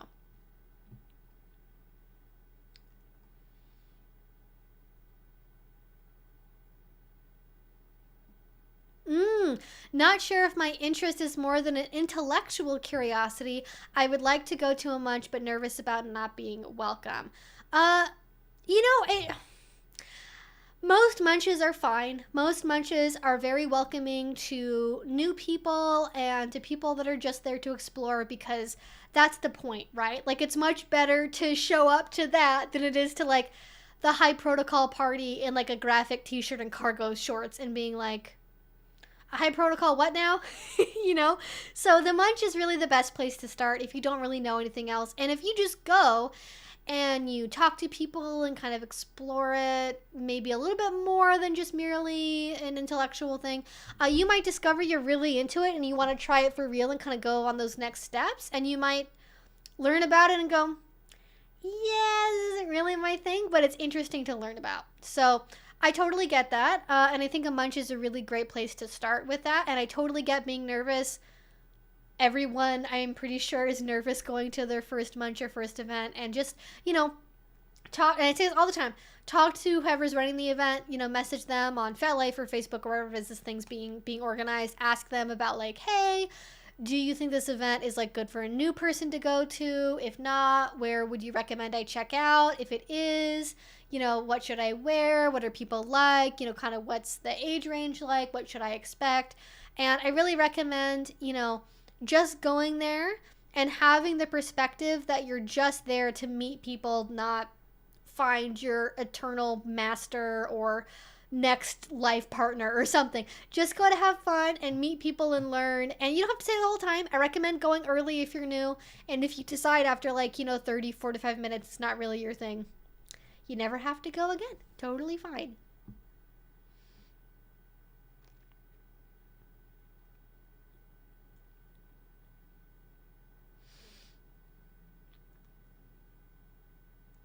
I'm so glad to hear that. The Patreon also has been worthwhile exclusive content. I have never regretted my patronage. Well, that's so awesome. I'm very glad to hear that. I get nervous sometimes with am I actually doing things that people want to see? I don't know. But I'm glad to hear that. At this point I have so many videos and live streams and movie nights and everything else. We're going to be watching the last 365 days movie, pretty soon here before the end of the month. I have previews of all of my interviews that go up there as well, and I'm glad you guys enjoy it. So yeah, for sure. Glad you love it.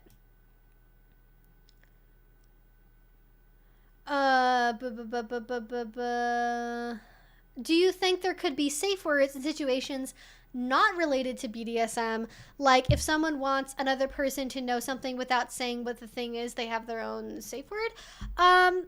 I'm not sure I fully understand the sort of example that you're giving.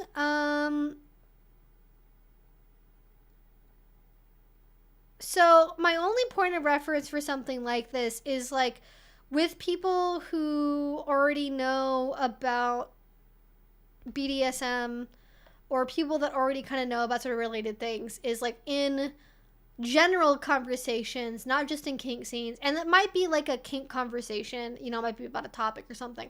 They will use safe words to communicate that they no longer want to talk about that subject, or it's getting triggering or uncomfortable in a pretty large capacity.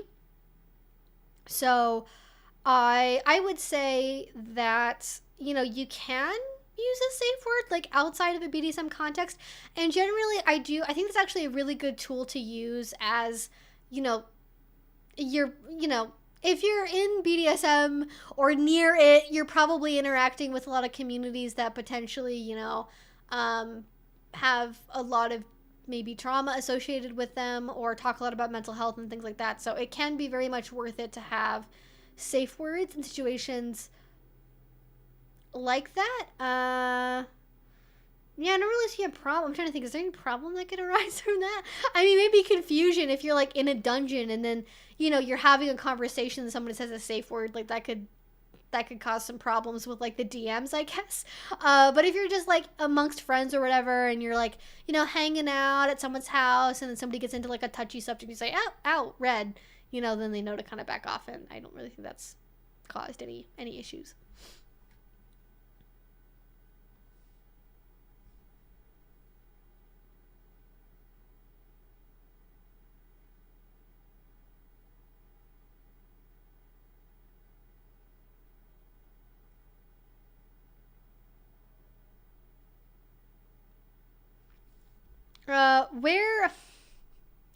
Where can I build a temple or example?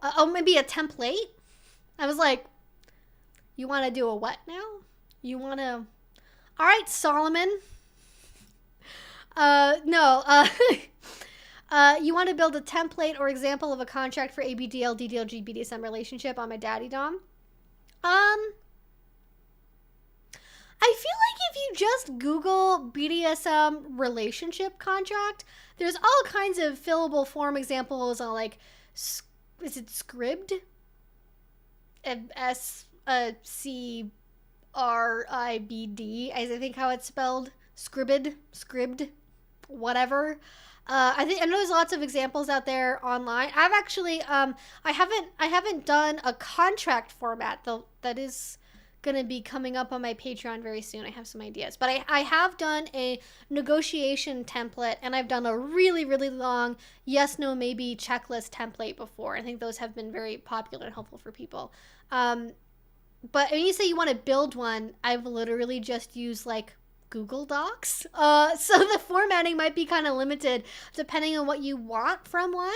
But you know, if your contract just like is like a list of like 10 rules or something, that's not really that complicated. So it depends on how complicated you want it to be. But there's tons of examples out there if you do want something that's maybe a little bit more formal or legal sounding. BDSM contracts are never legally binding. They will not save you in a court of law. Do not rely on them for that purpose. But, you know, if you just want one for fun, because it's sexy, because it helps you feel more connected to your relationship, you can totally do that. But yeah, if you just Google like BDSM relationship contracts or BDSM contract template or whatever, there'll be many examples of varying quality and level of horniness for you to choose from and modify as you will. I definitely recommend, especially when you're getting more into, you know, you've been in a relationship for a couple of years, you really deeply know what you both like and want from a relationship. I would really recommend, you know, maybe looking at a bunch of templates for examples of like formatting or maybe language you like, and then building your own from scratch kind of based on those examples and really, really making it personalized.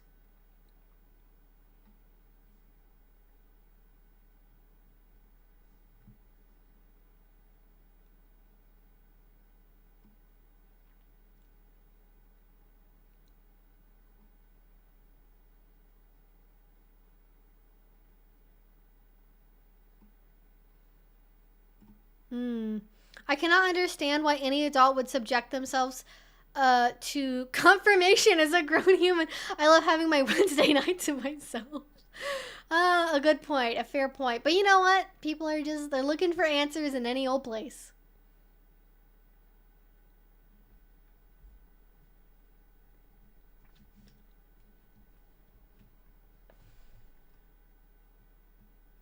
Did anyone else ever use Quotev? It's kind of like Wattpad, lots of fan fiction on there that introduced me to BDSM ideas at a young age, and I'm wondering if others have similar beginnings. Okay, I feel like I remember this. I do remember like a quiz website that would sometimes get into like role play, spin the bottle type situations. Okay, I don't think I've been on this before. I don't recognize this actually. But I am sure that any method that introduces horny teenagers to sexy ideas, there's absolutely going to be exposure to BDSM ideas in there somewhere, you know? When will I be doing another kink meme review video? Do people want me to do another kink meme review? Listen, if people want me to do another kink meme review, I'll do one. I just kind of thought that the meme review format was dead. Let me know in the chat over there, or in the comment if you're watching this later. Do you want me to do another meme review? Is that a thing people want? I guess I can do a poll on Twitter. Or can I do a poll on this? Okay, we're doing a poll. Should I do another meme review video?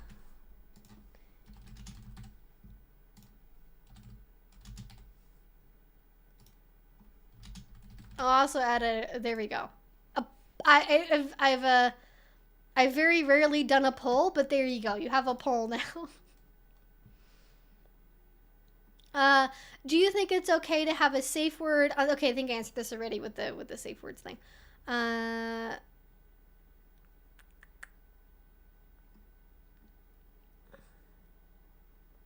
What are some of your favorite safe words? We're talking a lot about safe words tonight. I love it. So I just go with like red or safe word. I try to keep it really simple, easy to remember, something anyone would really recognize, and that, you know, if I said it and heaven forbid my partner didn't respect it or hear it for some reason, other people might hear it and then would intervene. I'm not really into safe words that are like kumquat, pineapple, expialidocious. Like, I'm not into stuff like that gets really like complicated or cutesy, because I think in the moment when you are like having a panic attack or having an anxiety attack or whatever, it can be really hard to remember like what your weird, unique, kind of cutesy word is. So I'd recommend sticking with something that's a little bit simple, easy to remember, not too many syllables. That would be my ideal. Okay, we're at 91% want me to do the poll. I've only had it up for a minute, so I'm just gonna leave it there. Just gonna leave it there in case people, you know, have strong opinions out of nowhere all of a sudden. I'll leave it up for like 10 minutes and then we'll move on. And then we'll decide.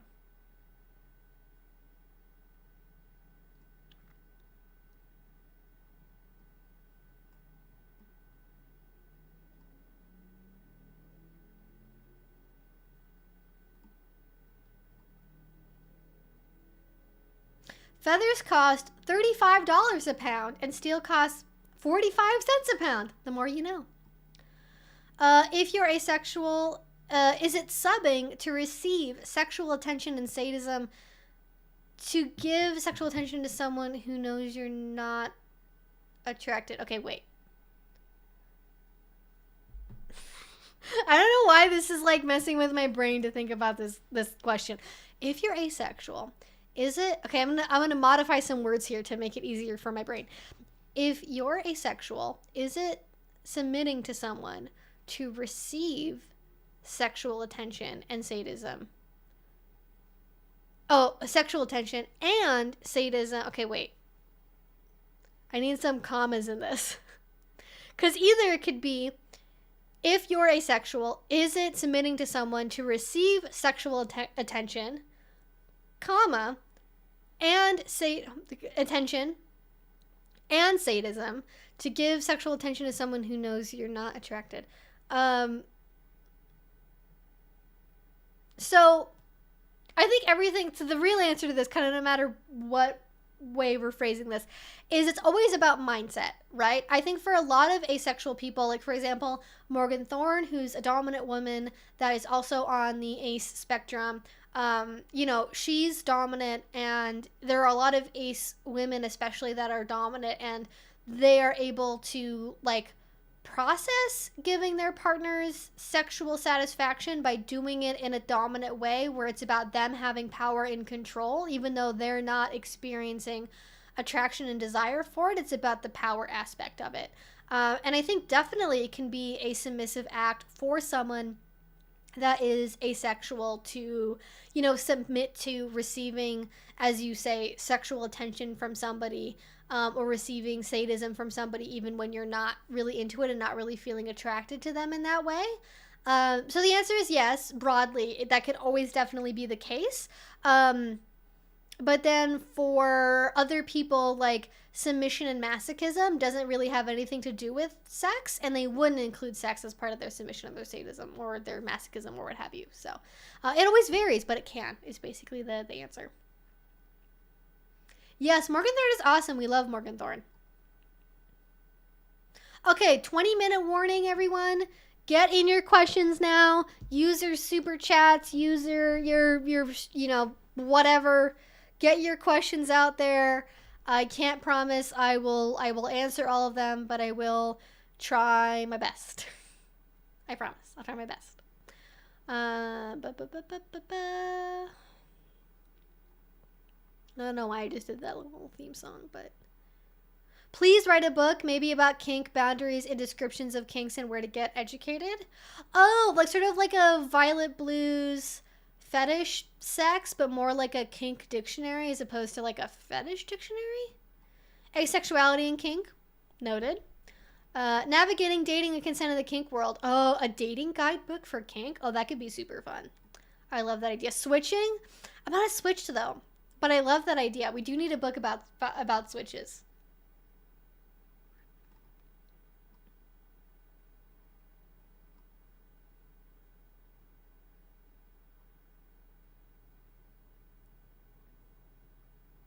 BDSM is an ace person and how to interact as a non-ace partner. Oh, yes, especially that last part. I definitely, as an ace person, I am somebody that primarily interacts with and dates other people that are not ace because we're a very small bunch, the ace community, and there's not very many of us. And so finding other ace people that are into the same things as you and also want to date and are not aromantic, that could be a little bit difficult. So I totally get that.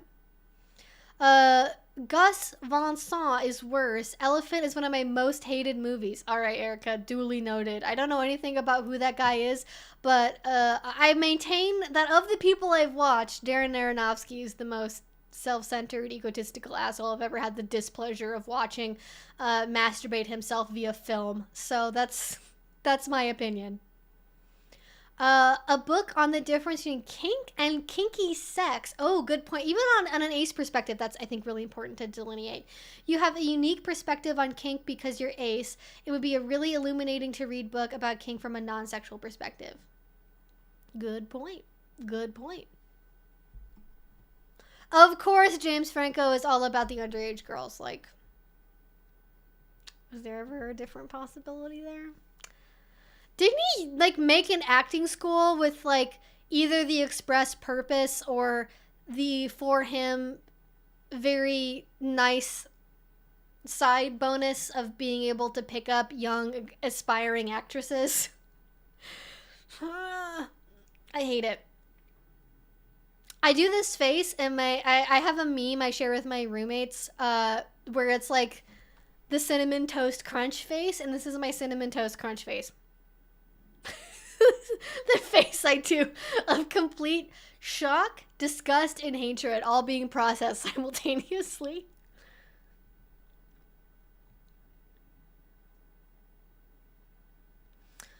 Do you classify yourself a dom, a sub, or a switch, or in the middle, aka brat?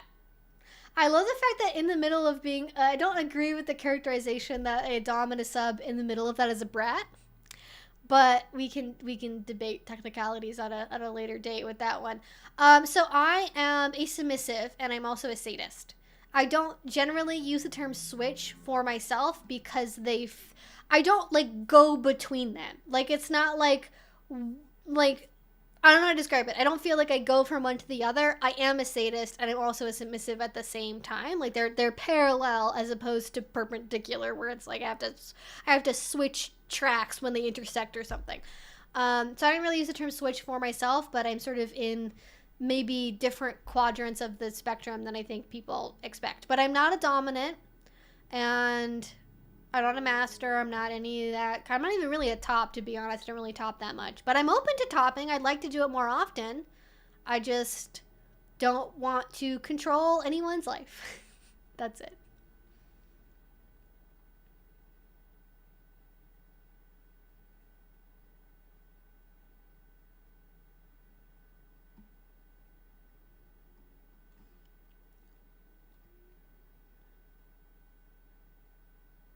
If you wrote a book, I think I would want it to not be what is readily available on YouTube, General 101, Consent, etc. Yeah, I don't think I'd want to write a book that was like the 101 of consent or whatever. Like, I think there's room for that book on the market, but, like, my version of that is already readily available online, so I can see that for sure.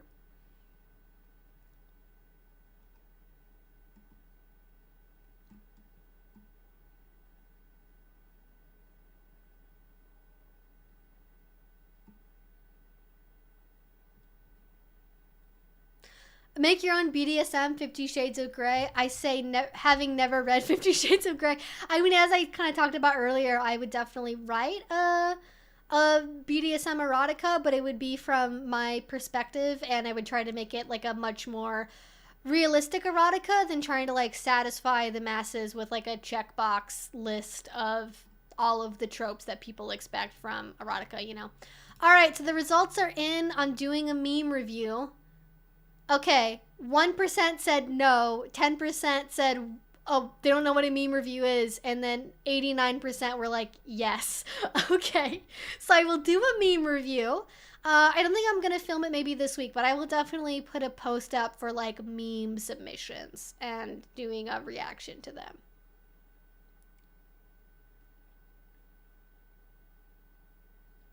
When did you realize you were not a dom and just a sadist? I'm kind of feeling the same way now, and I want to know how you found out. Well, I had this sort of maybe fortunate experience of I was always a submissive first, and the sadist side kind of came out later from that. So I never really had a lot of questions. Like, the power aspect of, like, what I want from BDSM was already kind of figured out a while ago before I discovered the sadist part. It was really getting comfortable with the sadist side as opposed to, like, thinking I was a masochist, being confused, realizing I was a sadist, and then having to ask myself if I'm also a dom. But really the easiest part of that was for me, as I thought, okay, I know what it's like to be a submissive and have someone else, you know, helping me organize my life and having responsibility, blah, blah, blah. Would I want to do that for someone else? And would I want to have a relationship where I have to be responsible for managing that? And the answer was no. So I didn't really take a lot of thought process. And again, you know, I'm always open to my opinions and desires changing. I don't try to box myself into like, this is how I'm always going to be. This is the only thing I'm ever going to be. I try really hard to be open to new experiences, and I try to be really open to new things coming into my life or new inspirations or desires. I don't try to like shut those down or anything. So I'm totally open that in like 5 years I might change my mind about, you know, power exchange or wanting to try being a dom, or maybe I only want to do it for scenes but not for like a relationship, or maybe I only want to do it like partial power exchange but not like TPE, maybe not 24/7. Like there's a million variations I could see of like, well, maybe at some point in the future I get more comfortable with that idea, or something changes, or I find a person or a relationship where I change in some way. I'm totally open to that possibility, but from where I stand right now, from what I want from my life and like the sorts of people I'm interested in having relationships with, I don't really think that's a possibility. Oh my gosh, thank you so much for your super chat, Mike. I abandoned my life as a grav and took to the stars. I don't know what that means. Like a gravy? I don't know what a grav is. Somebody restrained by gravity? That's great. Well, thank you so much for the super chat, Mike. I don't really know exactly what you mean, but I'm happy about it.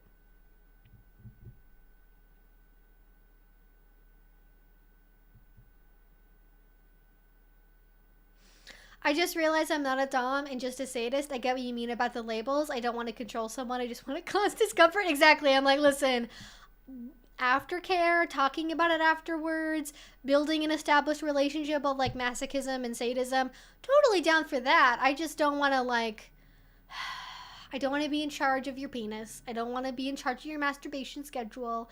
I don't want to be a key holder. I don't want to organize your life for you. I don't want you to check in with me 5 times a day about how much water you're drinking. Like, no, sorry, I'm not interested. That's me. He means like us gravity plebs. Alright, I guess I'm a gravity pleb. Yeah, sorry. I'm still on Earth. I know I haven't fully evolved yet, but, you know, what can I do?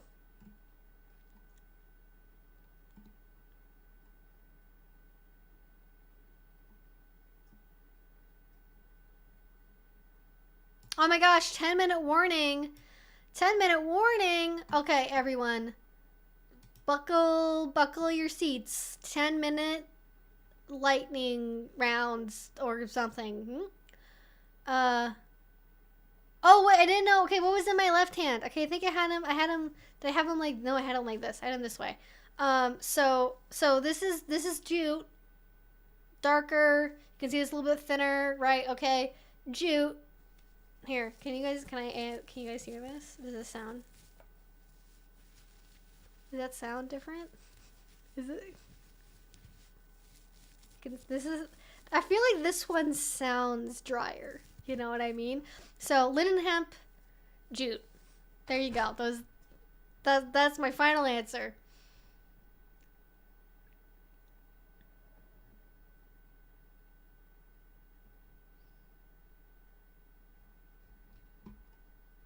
Da, da, da, da.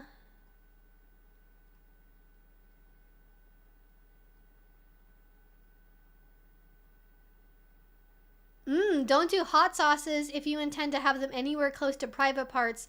It can send you to the hospital or give allergies, plus the burning will be extremely uncomfortable. I mean, listen, everyone can do whatever they want in their risk profile based on their, you know, what they've consented to and yada yada, all that stuff we've mentioned a bunch so far in this. But it is risky. And definitely make sure you don't have an allergic reaction to the hot sauce before you put it on your penis or in your penis or on your vulva or whatever.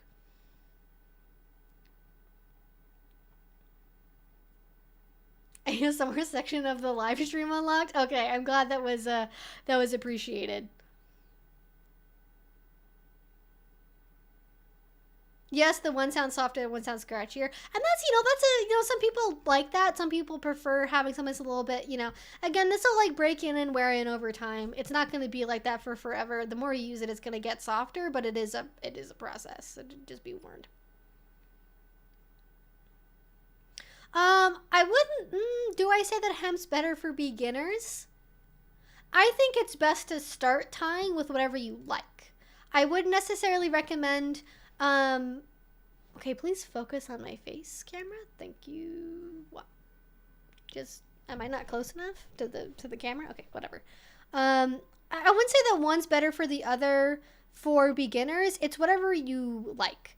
I think both have benefits and drawbacks for, like, a hemp is a little bit heavier and slower to use. So like a beginner might find that more cumbersome than like lighter rope.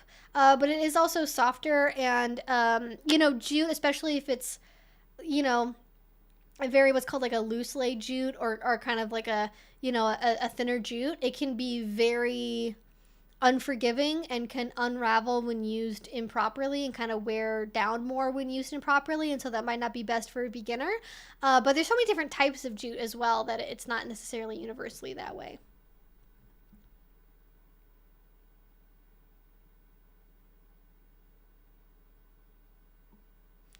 As a person who's always hungry, using food as a safe word seems like a terrible idea. The first thing that comes to mind is where. That's funny. Good point, though. You gotta design your safe words around the people you're using the safe words with.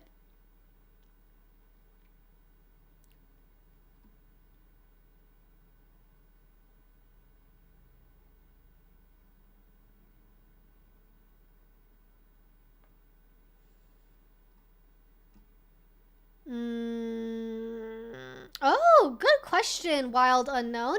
Any advice on balancing cute romantic dates versus kinky dates when dating your dom? I love that. So I think you can do things that are, I don't know, like especially like balancing them, because it depends on what you both want out of a relationship ultimately, right? Like, are you primarily romantic and then adding in BDSM, or are you primarily doing BDSM and then adding in some romance, or do you want them to be like completely equal? Because I think you can have cute romantic dates that are also like kind of infused with kink, and kinky dates that are also romantic, right? Like, I think it would be romantic to come over to, like, this is going to be really cheesy, but I'm giving you an example that I think will be very clear, is, you're coming over to your partner's house for like, just sort of a chilling at home date night or whatever. And, you come upstairs or whatever, and there's like, rose petals on the floor or whatever. And then on like the coffee table, they've laid out an outfit and like cuffs and a collar for you to wear. Like, that's romantic, but it's also kinky, And then you can have cute romantic dates that also have like a BDSM connotation to them. Like, you go out to dinner at a fancy restaurant, but then like under your clothing you're wearing a chastity device, or you have some discreet rope on, or you're wearing a sort of a discreet collar or something. And that's primarily romantic, but then it also has kink as part of it. So as I always say, it's mostly about the intention. It's mostly about like the mindset you're doing it with and what you're primarily doing. I would say that people generally like have more of a struggle falling into the routine, where it's a lot easier to rely on just like, kind of the effortless, like sort of more romantic stuff, and kind of leaving the more difficult to plan, more energy consuming stuff of kink, and kind of like leaving that by the wayside eventually.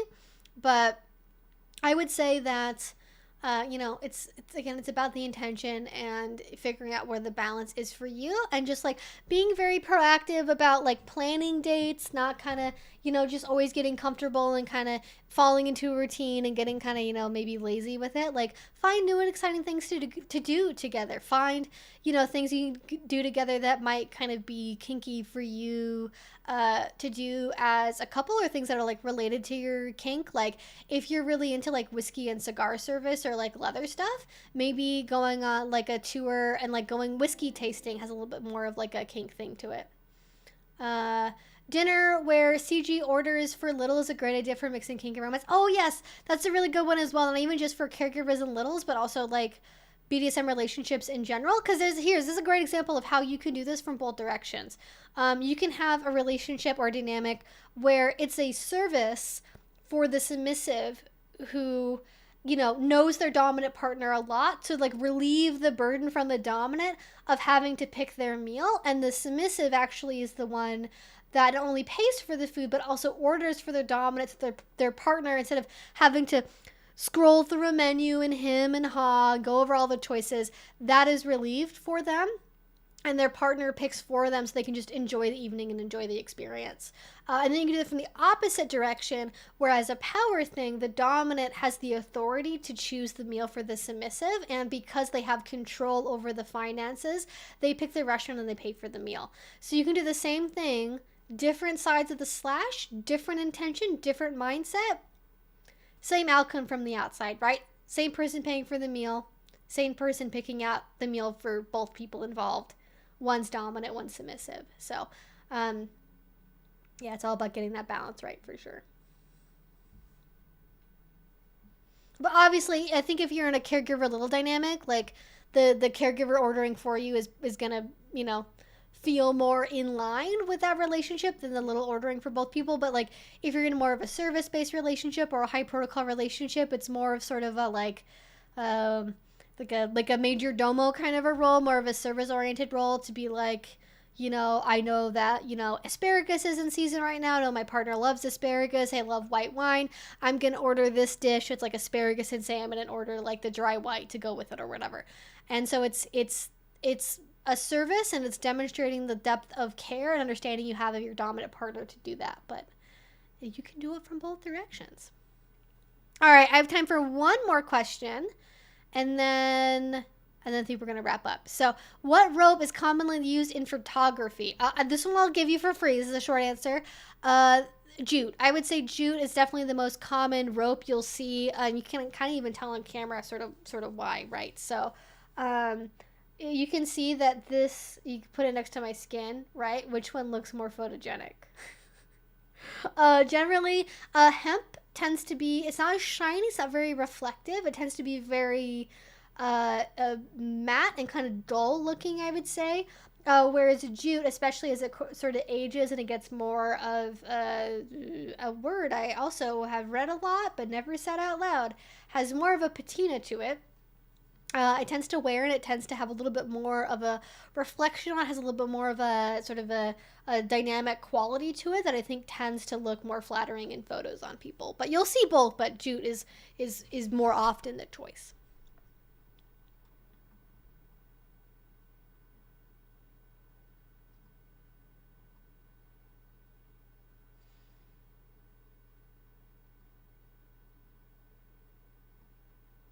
All right, looking for another question.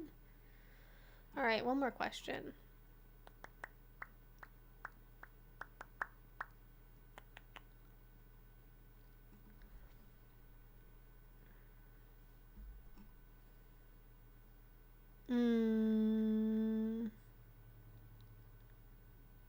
Okay, whoa, this is a big one. Okay. So what do you do when you have a daddy for 10 years? He won't date me per se, but dates others. I'm with him 3 to 4 times a week. I'm wondering if you have advice on how to go about switching. So, okay, I think that's, I don't see, it just ends with so. So I'm going to assume that's the end of the question. Wow, 10 years. Okay.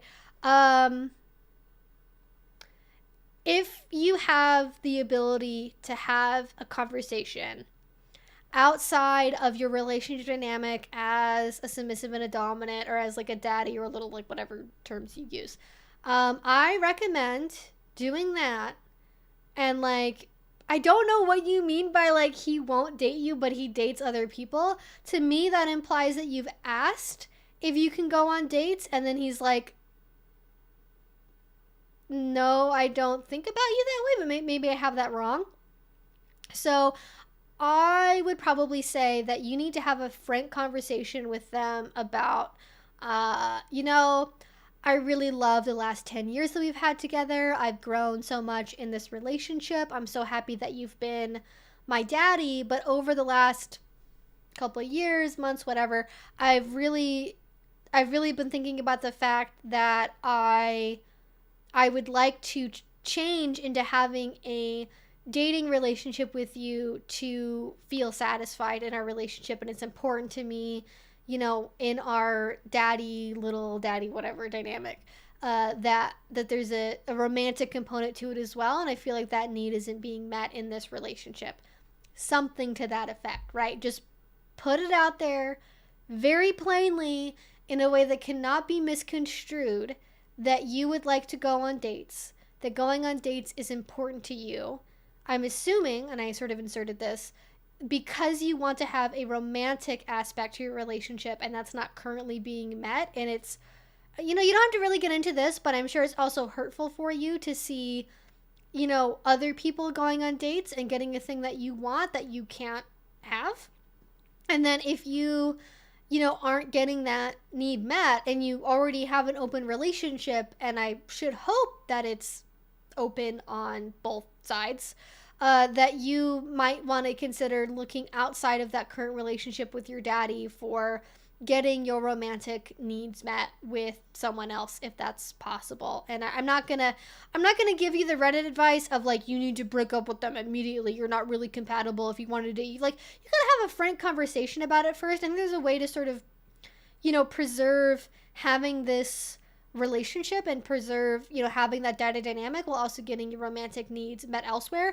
And maybe that means transitioning away from a relationship where you see each other 3 to 4 times a week, and maybe you do prioritize other relationships where your romantic needs are being met, and then maybe you see them like once or twice a week, and you know, you're still there, you still have a connection, but it, you know, you're not spending your whole life consumed by a relationship that's not really giving you what you need. And if they're monopolizing your time, and if they're monopolizing your time and also not meeting all of your needs and not allowing you to pursue getting your needs met elsewhere, that's a big problem. Because either they need to give you what you need, or you need to negotiate what that looks like, or you need to be open and able to pursue what you need from elsewhere in the same way that they are, in my opinion. Good question. So this will be a little bonus because I like this one as sort of an end note. How often should kink partners revisit and reassess their limits? My knee-jerk response is as often as they feel like. I would say when you're new, I would do it at least every 6 months. I would like, and in a really like sit down, look at the list, reevaluate everything. Like I would sit down and do it every 6 months. But when you've been doing it for like 2 years or so, then maybe on like a yearly or bi-yearly basis, but I mean, every 2 years, not twice a year. You sit down and go, is this still what I want? Is this what I want to focus on? Have my soft limits become hard limits or vice versa? I don't think you need to go as in depth, but I think it's more important to set a time for it early on. So that way you do have, you know, you don't just get lost in the moment. I don't just get like swept away in the magic of BDSM without really checking out, you know, what you should be doing. Okay, so I think with that, that's maybe my sign to end the stream. Thank you all so much for being here with me. This is so awesome. We had so many people on the live stream tonight. That was so great. I'm very sorry I could not be here for longer and answer all of your questions. I do need to edit a video, so we're gonna go to do that. Thank you all so much for being here. And if you guys have any other questions, I do videos twice a week. I live stream every week. If you have not, please give the stream a thumbs up. Subscribe to my channel down below. I'm going to do this every Friday. I didn't last week because we were doing something, a special event thingy on Patreon, kind of a one-time only type deal. We do every Friday, 6 p.m. Time conversions are down below. I hope to see you here again next week. Thank you all so much for your wonderful comments and questions. I really, really enjoy doing these. These are like my favorite things I get to do. Being a YouTuber, I love the interaction. I love all of the wonderful, amazing questions. And I think that's it. Do I have any other big things? I think that's it. I think that is it. Again, on Patreon, I am going to be doing a live stream probably sometime before the end of the month of September, where we are watching the latest 365 days, the trilogy finale on Patreon. So if you want to be part of the cringe, if you want to be part of watching one of the worst movies ever made that pretends to be about BDSM, that's going to be on there. And have a good night, guys. Stay safe, and I will hopefully see you all in future video comment sections or on the next live stream next Friday. Until again, stay safe, and I will talk to you again very soon. Oh, wait. I have my dog in here. Wait. Red alert. Dog moment. Dog, where are you? There you are. Hi, sweetheart. Come here, baby. Come here. You're so excited. You're on the floor. Come here. I can't pick you up if you roll on the floor. All right. My little bandita. My little bandita barita. Would you like to talk to the people? I know.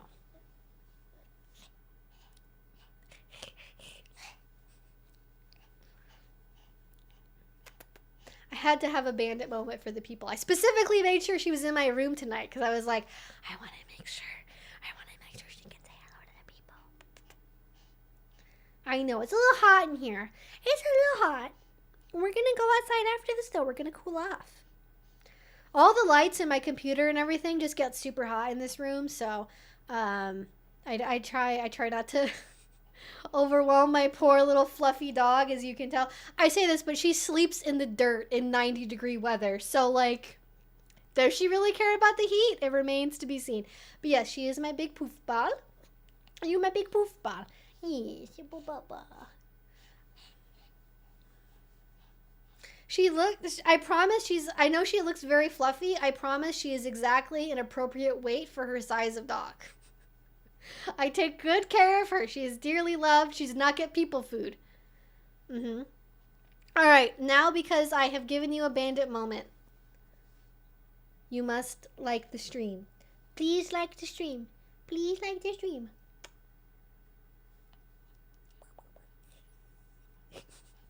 All right, it's enough bandit time. Thank you all so much for watching this. Thank you all so much for being here. Yes, Bandita is the female version of Bandit. That is her nickname. She has many nicknames, the most common of which is Bandita. But, yes, that is her name. She's a little cutie patootie. I love her. You little cutie patootie, yes. You're my little cinnamon roll. Little cinnamon roll girl. Alright, anyways, enough Bandit time. We're leaving. We're going. Take care, everyone. I'll see you all next week or later this week for a YouTube video.